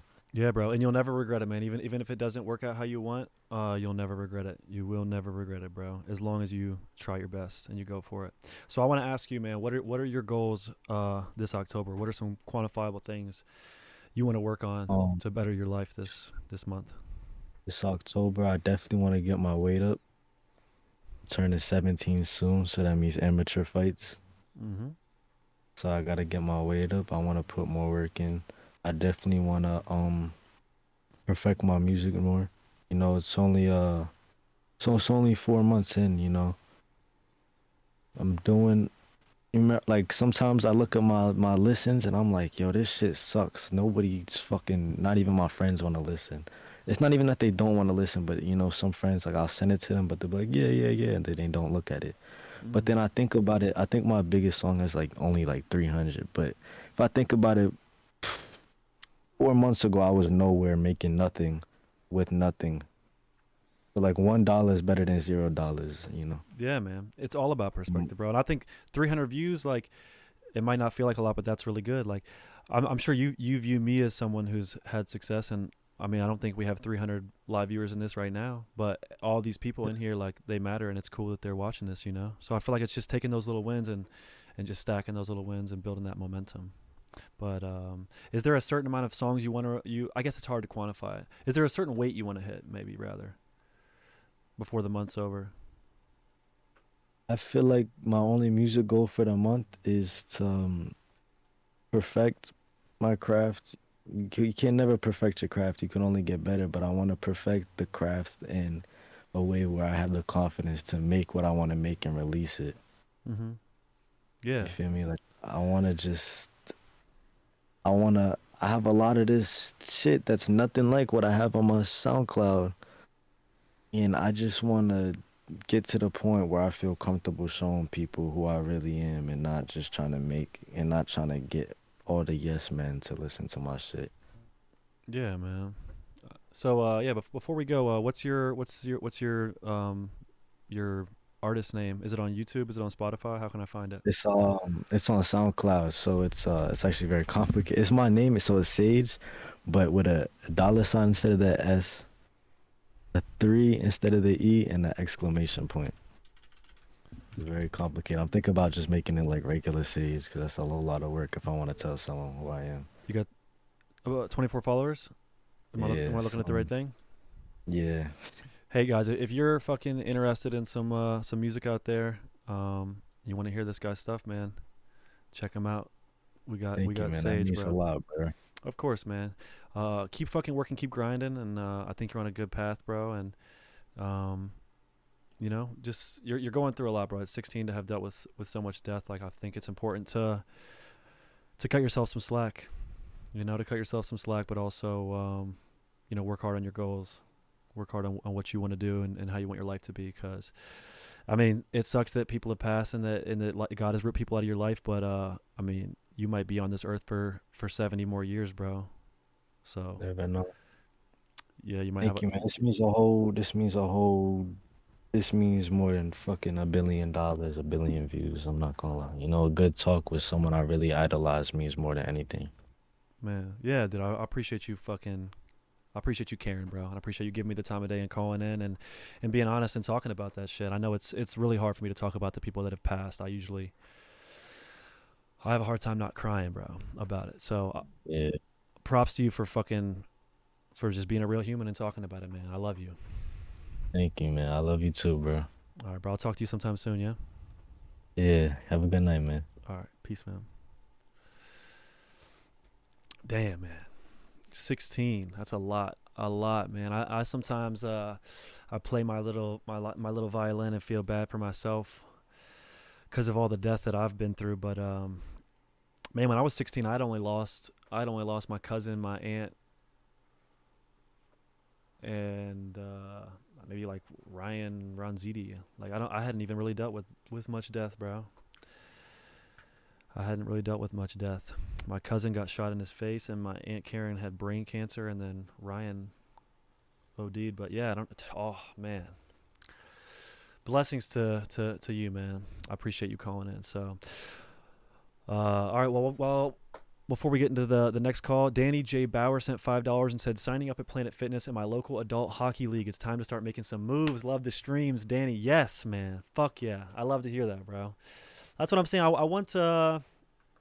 just want us to anyone who wants to get better, I want us to do it together, because I know when you see someone who's killing it, you see someone who's on the grind, it's hard to relate to them, bro. It's hard to relate to people for me sometimes it's hard to relate to people that are so happy and doing so good. So if you're feeling down and you want to get better, like let's just lock in, bro. Let's find comfort in each other's shared pain, and let's lock in and do what we can do to get better, man. And I'm proud of you, Danny. I know for those that don't know, Danny's he's big in the MDE sphere, and he's got a bomb Twitter. And just shout out Danny Bauer, bro. I appreciate you donoing and being in the chat, man. I really appreciate you guys. So let's rock. It looks like we're going longer today than we have before. Let's rock one more caller. I do, like I said earlier in the stream, my buddy that got into a tractor trailer accident, he's been doing DoorDash for money, and I would like to go drop my car off at his house. He lives about an hour away. So in order for me to hit my bedtime, I mean, I'm already gonna be a little bit past it, but it is what it is. Let's take one more caller, you guys, and then we'll wrap this joint. What up? What up? We got one last. Yo, yeah, we got Grease Monkey right here. Grease What's Monkey. Up, Brandon? How you doing, bro? What up, gang? Hey, let's move over into the other chat. And Mustafa and Matt, I appreciate you guys modding and being in here and screening people. Appreciate y'all. Oh yeah, bro, it's a pleasure. Gang. Yeah. All right, let's see. So, what up? What up? Can you hear me? Yeah, I can hear you fine. How's your day going, man? Man, it's been I'll just say it's been a good day. I'll say that. That's good. That's good. I hope they get better. Yeah, bro. I really hope I can sleep tonight. But how's your day going? It's been a long day, no cap. Like I woke up at like 4:30. Went to work. Like I'm a lobsterman, so like every day it's really hard to explain to people that don't do it. But every day is like kind of a struggle, bro. Cause like I get seasick and stuff, and so when I'm on a boat, there's things I can like prevent it, like eating and taking like seasickness pills. But like I'm doing this for another month, and I've been doing it for 6 months, and this is my first year doing it. And my dad's been doing it since he was 3, and now he's almost 60, and so it's very weird. And yeah, I honestly, most of it is mental. Like I have a lot of anxiety, like all the time. Yeah, man. Have you ever heard the quote, we suffer more in our imaginations than in reality? I don't know if I've like read it, but I've probably heard it somewhere. It sounds kind of familiar. Where's it from? I think it's a stoic, like a principle from Stoicism. But yeah, I feel like that's the human condition, man, is just suffering more in our heads than we actually do in the real world. But it sounds like you're going through a real world issue. So you are a lobster man, but you have seasickness. Yeah, and like the bait really smells, so it makes it even worse. Like I'll be like sick and like nauseous, and then I'll get sick because of the bait. But it's pretty crazy, and I can like die pretty easy doing this job. There's a lot of it's one of the most dangerous jobs in the world, isn't it? Yeah, it's like top 15 or 20 or something. And so these traps, right? We have stringers, and each stringer has 10 traps on it. Each trap is 4 feet long, 40 pounds, and it's just like metal wire. So like sink down the ocean pretty fast. And we set them off our boat like one by one, but like each trap as it goes off, it gets more like aggressive kind of. There's more power to it because you got the current of the water pushing it down, and then the weight of it going down, and then the boat's tugging the other way. So if you get caught in a rope, like people have gone like twisted up in ropes and like gotten their like throats cut by the rope and like legs Fucking sawn off mangled. by the rope. Yeah. And like, dude, it's crazy, bro. If like I have to watch where I'm walking all the time, like if I'm under a rope, like or if I step on a rope and it goes from under my foot, like the just the feeling of how much power it has, it's probably like I don't know, 500 pounds of just pulling. And it's crazy. Really can't explain it. Just imagine like 10 bodybuilders pulling a rope and you're like under your boot or whatever. It's almost sprained my ankle before like and What I'm what makes you continue to do it, given that the bait smells well, bad and the seasickness and I'm forced to, really, honestly. I'm put into like I feel like I'm trapped, bro. My dad, like I said, he's been doing this his whole life, right? And he's working for this guy named Gene. And Gene has a brother named Mike, and they're both the same age. They're like 60, 69. And they're both lobstermen, they're both captains. So my dad is a sternman for Gene, and I am a sternman for Mike. And so if I go, then and he won't be able to find somebody else because in this time of year, all the kids are going back to school, all these young, fit kids that want to make money and do this intense work job. And it's just crazy. I don't know. So I'm like, if I leave, I'm fucking them over because they can't work and they're old. And my dad will be mad at me because he's friends with these dudes. And but I'm making really good money, so it's okay. And I've already gotten enough for a car within this summer.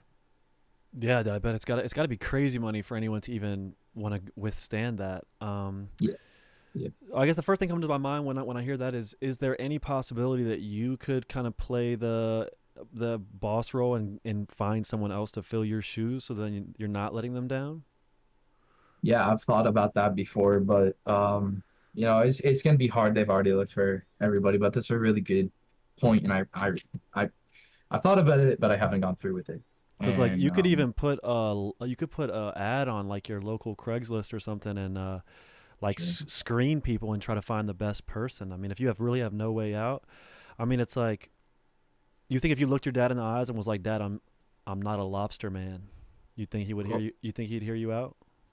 bro, yeah, I've talked to them before. I've had talks with them like all the time. Actually, even my captains, I'm like, yo, I'm getting sick every day. Like, it's just not like I'm not like good with this, You're but like, this I is can do the clearly not work. for me, you But it, guys. yeah, yeah, I can do the work, but I'm getting sick.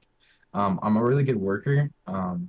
And yeah, so like I've had these talks with them, and my dad just kind of like freaks out, and he's like, "You have to do this. You're fucking me over." Like, and he's like, "You're gonna make like a bad relationship with Gene," and it's just fucked up. But I mean, I get the dad's perspective of like, oh, they gave you an opportunity to have a job, but it's like, Dad, yeah, I'm not a fucking lobster man. I'm nauseous. I'm getting sick, and it's dangerous, and I don't enjoy it. And yeah, yeah. have you proposed that to them? As like, I could see them shooting that down quick. But have you proposed that as like, would you guys let me look for someone who is better suited for the position? Yeah, I mean, I could definitely do that. But uh, so the place I'm staying at is like, I'll literally just say the town. It's Big Island, Maine, and like it's a very small island. It's only 6 miles long, and like there's only so many people, and they've like looked for me and stuff. Like they've done their own searching because they're like they know this is hard for me. And they're like, bro, we can't find anybody. Like, school is going, and like the only way I'd be able to find someone is if I found like some like old like dude that's kind of like bummish, bro, that doesn't have a job right now, and he's like a fisherman. So Is there anybody in chat that possibly wants to work as a lobster man in Chebeague Island, Maine? I hear it's really safe. It's great. It's great pay. The bait is delicious. You can eat it if you want, and yeah, looks like a great, really warm place to live. Not at all freezing cold. yeah, it's dude, it gets really cold, bro. Like in the winters, especially. Summers are awesome. Summer's like the best place to be in Maine. Um, but And how old yeah, did you say? How old did you say you were? I'm about to turn 19. So and what would you rather be doing? Well, right now, honestly, content creating like YouTube, like what you do. Hell yeah, Like I've took a bro. lot of inspiration from you, What if and you I've never seen one. documented your life as a lobster man while you're I've still also thought about that. while you're still doing it, because dude, that's so interesting. Like, I would love to come up to Maine and do an episode with you about being a lobster man. Dude, I've had this talk with my little brother, and I was like talked about it with him, and I'm like, yo, what if I could get Brandon Buckingham out here, and like we could film like an episode of lobstering, bro, showing like the ropes, showing how things work, get you like offshoring maybe with Mike and stuff. That'd be crazy, bro. I would just to shadow you guys for like a whole day, and Yeah, then bro. film it. I would do that, but my issue is I have to not travel for the rest of the year because I need to maintain my health and my focus, bro. I need to stay focused. But Yeah, I understand that fully, bro. I wonder Work on you, bro. do you think you'll be a lobster man by 2024, or you think you'll have moved on? Man, to be honest, I'd love that idea of like, showing me lobstering, but to be honest, yeah, probably not. Maybe there's a slight chance if like I totally like get better with like seasickness and like all that stuff. But I don't know. We'll see. That doesn't sound it doesn't sound like it's worth it, man. I think the sooner you can get out of it, the better. But Yeah. maybe. I think blending those two ideas, man, and filming like a day in the life as a lobster man would be fascinating. If you I could get you hooked up, bro. Like I'll still be talking to even Dean you, and, I'm saying you for your content. If you want to be a content creator, yeah. you should film a day in the life as a lobster man and post it and just see what happens, man. Maybe post it in the Discord, and we can have some of the people watch it. Maybe we could watch it on stream or something. Because I think that's fascinating, man. Facts. Yo, my older brother actually did that. He has a YouTube channel. If you want, I can send it to you. You can take a look. Yeah, if you like me to shout that out. But yeah, bro, that'd be weird if his channel just blew up. Like, what's his out of name? nowhere. The main photographer The main photographer, and he does on lobster. YouTube. He does lobstering as well. He quit after a few years, like 4 years. He's now a master plumber. He makes like $200 an hour. So Okay. So Yeah. so first of all, his titles and thumbnails are not indicative enough of lobstering. Like Lobstering Summer 2018, that's probably the best, but these other ones are, it's all about half the game or over half the game is about packaging. It's about how you package the video, how you market it. So I'm seeing a lot of his face and stuff, but yeah, like he should be like zoomed out like on his like fit and like maybe some cool background and like some editing and like have a not lobster in just- that hoe. So bro, you should pick yeah, up normal lobster. I say you pick up where he left off, and then try to parlay the end of the lobster thing into another endeavor, man. I think that's I think we could spin this into a positive thing for real. Yeah, facts. No, I totally agree, bro. 100%. But just don't get yourself fucking killed in the meantime, man. Holy shit. And also, like, Yeah. at some point you might just have to put your foot down and be like, look, this is my life, Dad. I'm not a fucking lobster man. Yeah, I mean, I only got 1 more month left, like I said, of this year. So next year, they'll probably ask me to go, but I'll be like, nah, I'm an understatement. Yeah, bro. Well, Honestly, man. it's worth it. I'm like breaking back for real. Yeah, I think as I've said before, I think doing what your parents want you to do more often than not is not going to make you happy, man. You could be if you like. I think you've already figured that out. If you're the best lobster man in the world, you probably won't be happy. Yeah, no. Most lobstermen are alcoholics. I'm just sad and kind of gross, bro. Probably a lot of drug addiction, right? Yeah, lots of drug addiction, lots of like stuff to keep them going. Whatever. I'm not big into drugs. I've only like actually I'm addicted to weed, but I'm trying to quit. And honestly, you got me onto like a kind of like mindset of quitting. Like it makes me very anxious. It makes me like I'll start shaking after a while. Like I've pretty bad anxiety, bro. Like not gonna lie, but I cream up like 4 times a day just to fucking stay calm right now, bro. That's where I'm at. Is I got to put this fucking fire cream on my stomach. If I don't have a burning sensation on my stomach or my back at all times, I am like right about have a panic attack, bro. And I don't know if it's because of the weed or the Xanax or what, but yeah, it's fucked, man. But we're never gonna get better if we don't start addressing it. No, you're right, bro. And like I've been smoking for a long time, probably since I was like 14, and my lungs are like, fucked up now. And you probably, I don't know how long you've been smoking for, but you might have the same problem. Like it just doesn't feel like how they used to when I was younger. Yeah, Like, I started smoking when I was 12. Yeah, I first like did edibles when I was like 9, and actually I took like 5 like regular size brownies. Yeah. Yeah, Shit was I have a very crazy. extreme relationship with substances, but man, it's not gonna go away, and it's not gonna get better. And I think if you have that desire, man, let's fucking lock in, bro. It's day 3 for me. Let's lock in. Let's make a Yeah, plan. Let's see. Do you want to go cold turkey or do you want to wean? bro. Honestly, I've gone cold turkey before, so I'm like fine with cold turkey. It's just more of a mental thing, honestly. But I only have a few more questions. You need to go to bed and get your stuff done. But like my little brother really wants to talk to you. He's a huge fan. Me and him have both watched all your videos together. And he absolutely hates iDubbbz, bro. Hell yeah. So Does he? he Is wants he to tell you about yeah. Tell him to tell him to say what's Oh, up. that. all right, All right. Here, hop on the headphones, bro. all right. Yo, what's up? What up, gang? Bro, this is crazy. I've seen all your videos. I remember when I was like really, really little and like I was on YouTube. I don't remember how old I was, but I stumbled across Froggy Fresh's YouTube channel.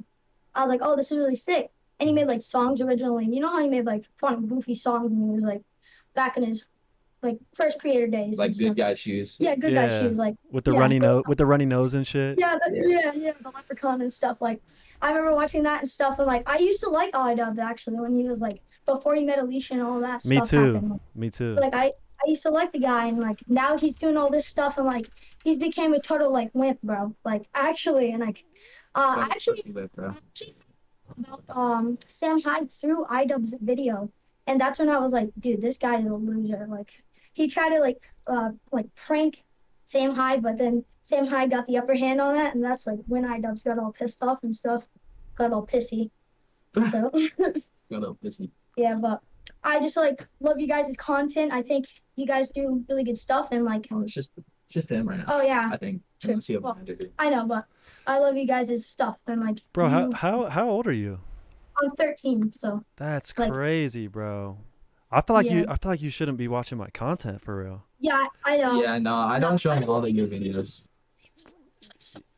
Yeah, bro. Do not if you look up to me in any way, do not fucking do the dumb ass shit that I do in the videos, bro. I don't do any of that stuff off camera. That is Yeah, definitely not. that is for That's entertainment, bro. That is yeah, I know. I just find that stuff funny and stuff. Not like I wouldn't do that actually. Like that's kind of like too far. Not like saying that you can't do that stuff with you. No, we don't judge, bro. People can do what they want, bro.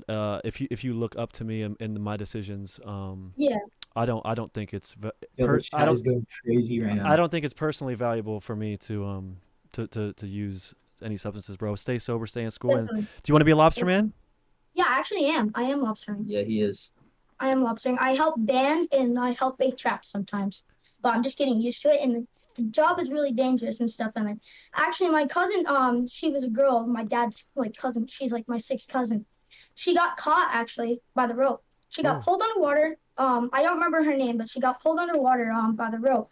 And she remembers seeing the boat going over her while she was at the bottom. And they got her up by pulling up the strainer. And she was like all blue when they pulled her up and stuff. She was almost dead and stuff. Bro, you're a beast, dude. You're Yeah, I know. you're lobstering at 13. Yeah, it's pretty scary. I remember the first time I did it, I was 8, but like I didn't do it a whole lot. He like sits in the corner and band lobsters. Yeah, so. band lobsters. I try not to get in the ropes. Like my Yeah, dad really doesn't Me, want to get. me and my dad get in the ropes a lot. So. Yeah. So So you're this my is a whole lobster family, bro. Yeah, we're like a lobster family, bro. We got to do a video, bro. We got to do a video. Like We- lobstering partners. We got to This is do like, a video Like together. obligated. dude, this is like a dream. Like actually for me, like me and my brother literally talked about like trying to get you down on like the island and like seeing What? the island life and lobstering and stuff. Bro, Yes, Big Island is a I'm beautiful so place. down. I'm so down. Actually, for real. Yes, in 2014, like, or 2014, yeah, 10 years ago. No, in 2024, man, like, I would love to, man, that's only Yeah. like, that's like 9 hours away, bro. I'd love to come up there, interact with your Dude. family, bro. I could be like day in the life of a lobster man family or something. I mean, I think that would be cool, bro. And I think that, Yeah. I think that if your big brother is done lobstering by then, even that is a great perspective, is like him talking about why he didn't want to do it and the dangers of it and stuff, and really like showing it's not sweet, you know what I mean? It's a real thing, bro. And people just think like they're just food that's like not hard to catch, but like really lobsters are really hard to catch. Like they're actually just like really scary stuff. But yeah, it is pretty sketchy. Yeah, Yeah. but another thing I wanted to say is that I'm definitely gonna buy your merch. I've been thinking about it for a long time. I'm gonna buy a whole bunch of stuff, but Well, bro, um, if I come up in 2024, I'll give you some merch, man. bro, that would be so sick, bro. Customly delivered by Brandon Buckingham. Dude, oh my, That'd be dude, this is crazy. that'd be tight, man. But dude, I appreciate you. I appreciate you guys watching. I definitely would like to say, uh, do please do not please like just use your judgment on like the good and bad decisions I've made. You guys. Hopefully you guys understand. Like, yeah, I'm a very flawed individual, and like, yeah, just take the good and when I'm being a crap head, just know like, yeah, that stuff's bad, bro. Doing the whippets, doing the ketamine, like going to the P conventions and all that stuff. Like, that's not, Yeah, y'all don't thanks. gotta I do that, mean, bro. man, don't worry, like, don't stress about it, like, about me watching your videos, because I've had very similar experiences to you already, even though I'm not your age. But I don't use drugs and I'm not going to. And my little brother knows that, drugs are not good. And um, I honestly just love your videos, and you're not, putting out a bad example for me. And I don't show my little brother the bad videos. I mean, he only like he watched most of them, but not like the really bad. Like, Stuff. I mean, I did watch all your videos. He didn't watch like Yeah, 60%. yeah, But yeah. Couple. yeah, but I love each and every one of your videos, bro. You're a W content creator. W. You should be, bro. You should have like 1 million You should be subscribers higher or than more, like 1 billion, bro. You should be like past Danny Duncan. Honestly, he's Ooh, a cup, shit. bro. I So wait, do appreciate you that, have bro. like, do you have beef with Danny Duncan? That's a question that's been on my mind for a while. And Gideon, I know you kind of don't fuck with him anymore. No, I don't have beef with Danny Duncan or Gideon. Everything's good. It's cool now. Yeah, everything's good. I forgave Gideon and stuff. There's a passage in the Bible that says pride is forcing. It's something about pride is a sin in the Bible, and it says that pride is forcing others to see things the way that you see them. And I never thought about pride in that concept or context. And it made me realize that some of my fury last year when I was lashing out at people, maybe it was me being a bit prideful, So Yeah, I've walked it I back. was worried about you when I saw those videos, some of the videos. You're very angry and like, but like you're obviously like my top content creator, bro. Like I can't wait to see your next video. I'm always like, yo, has he uploaded? Has he uploaded? Checking my YouTube and shit. Like that's how much like we enjoy your content. I just want you to know you're like really loved, bro. Like for real. Like all your content is just so like it's all W's, bro. Like everything is very like engaging and uh, it's just really good, bro. Yo, and if you were still a teacher, bro, you'd probably be a lit teacher. Like if you were my teacher, that'd be sick. Hey, Like, I try my best as a teacher, bro. I couldn't hack it. I Yeah, try those my best. fucking kids, But bro. hey, I want to let you guys know, man. Whether you guys are lobstermen or wait, you're what doing grade did you? whether you're a lobsterman or you're something else, man. You guys you have the same worth and value to me, and I love you guys, and I appreciate you taking time to watch my content. I taught pre-K through fifth art with 2 special ed classes as well. But yeah, you guys are Damn. cool as heck, man. I'm happy to end the stream on this lobster tip. I sent you a DM on Discord. Do you have Instagram, man? I do. Hold up. Because I'm very forgetful. I need to make a note of this. I would like to come out to y'all in 2024 and do a lobstering episode, bro. That would be really cool. Yeah, facts, bro. Holy cow, bro. I cannot believe this is like actually happening. I literally This like is I had the same idea, and like also ghosts are like really big thing in Maine, and like UFO sightings. Like Hey, maybe you could do a video on that do you too. guys know who Turkey Tom is? Turkey Tom, I'll look him up right now. He's another wait, YouTuber. He's actually, he's from something Maine. kinda happened. All right, sorry, bro. No, you go. You're good. Edward, what were you gonna say? So something kind Hold on, you're cutting out. I can't hear you. of You're cutting out. creepy happened to me really when I was like really young on the island. So we're all camping like in the tent outside our house just because my dad liked camping a little bit like in the yard. So we're just camping in the yard for fun, like on Shabig. And like I was sleeping inside. My sister wanted to camp in the tent. I was like, why? And then she was like, just come in the tent. She didn't want to walk out alone. So I ended up falling asleep in the tent with them. And like something creepy happened. And it's like I woke up laughing and like it was so weird. It was like I couldn't move. This is like the weirdest thing that's ever happened to me.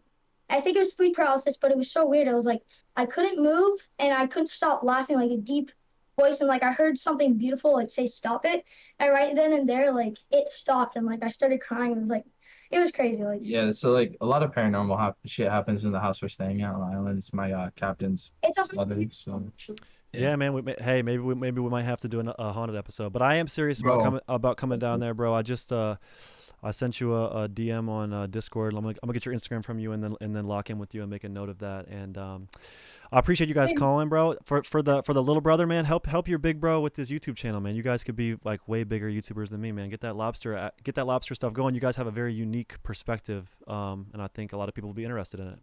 Thank you, bro. Me included, It was man. very, very good talking to you, man. yeah. Yeah, great talking to you guys. I appreciate y'all calling in and being in here, and yeah, I'm looking forward to hearing from you again, man. I'm interested to see how things go. So for October, before we go, what are some things you'd like to work on? So, ideally, I want to start going to the gym more and be more productive. Like with my time, I play a lot of video games, like most people my age right now, right? Mhm. So, I just want to start doing more with my time. I feel like I'm wasting it like down the fucking drain, bro.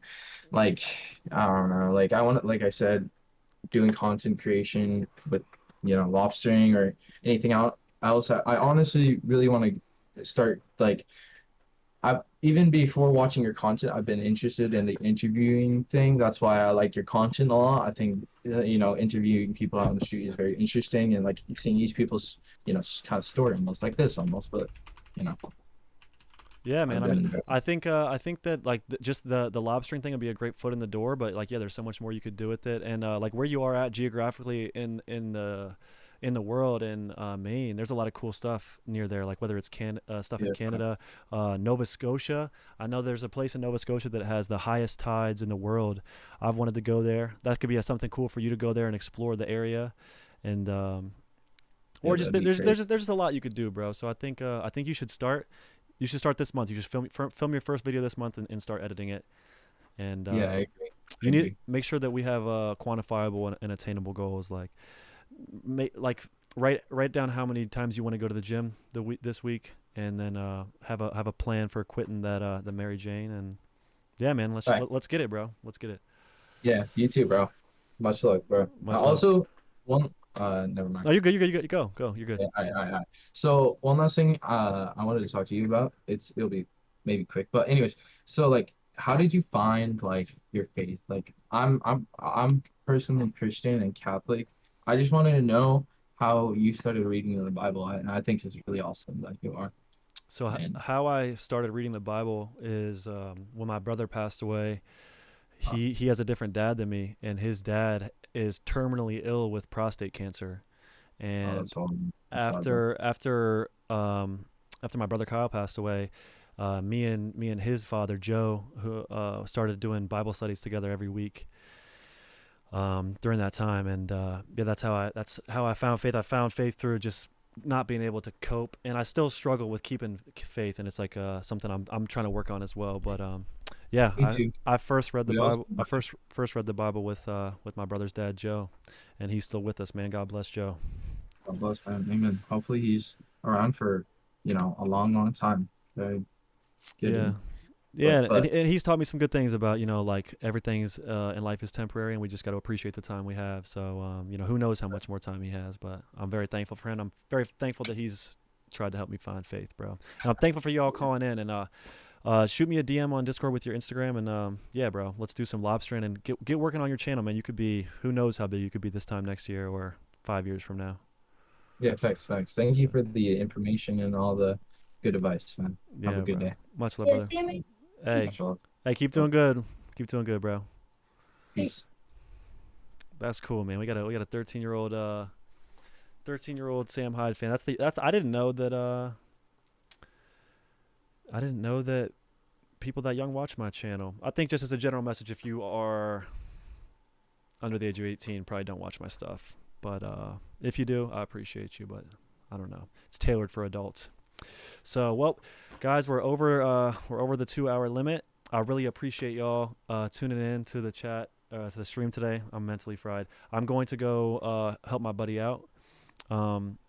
any closing comments or anything in chat, I'll look at it for like another minute. We got $2 from Samuel Wolf. Excited to maybe talk about being paralyzed.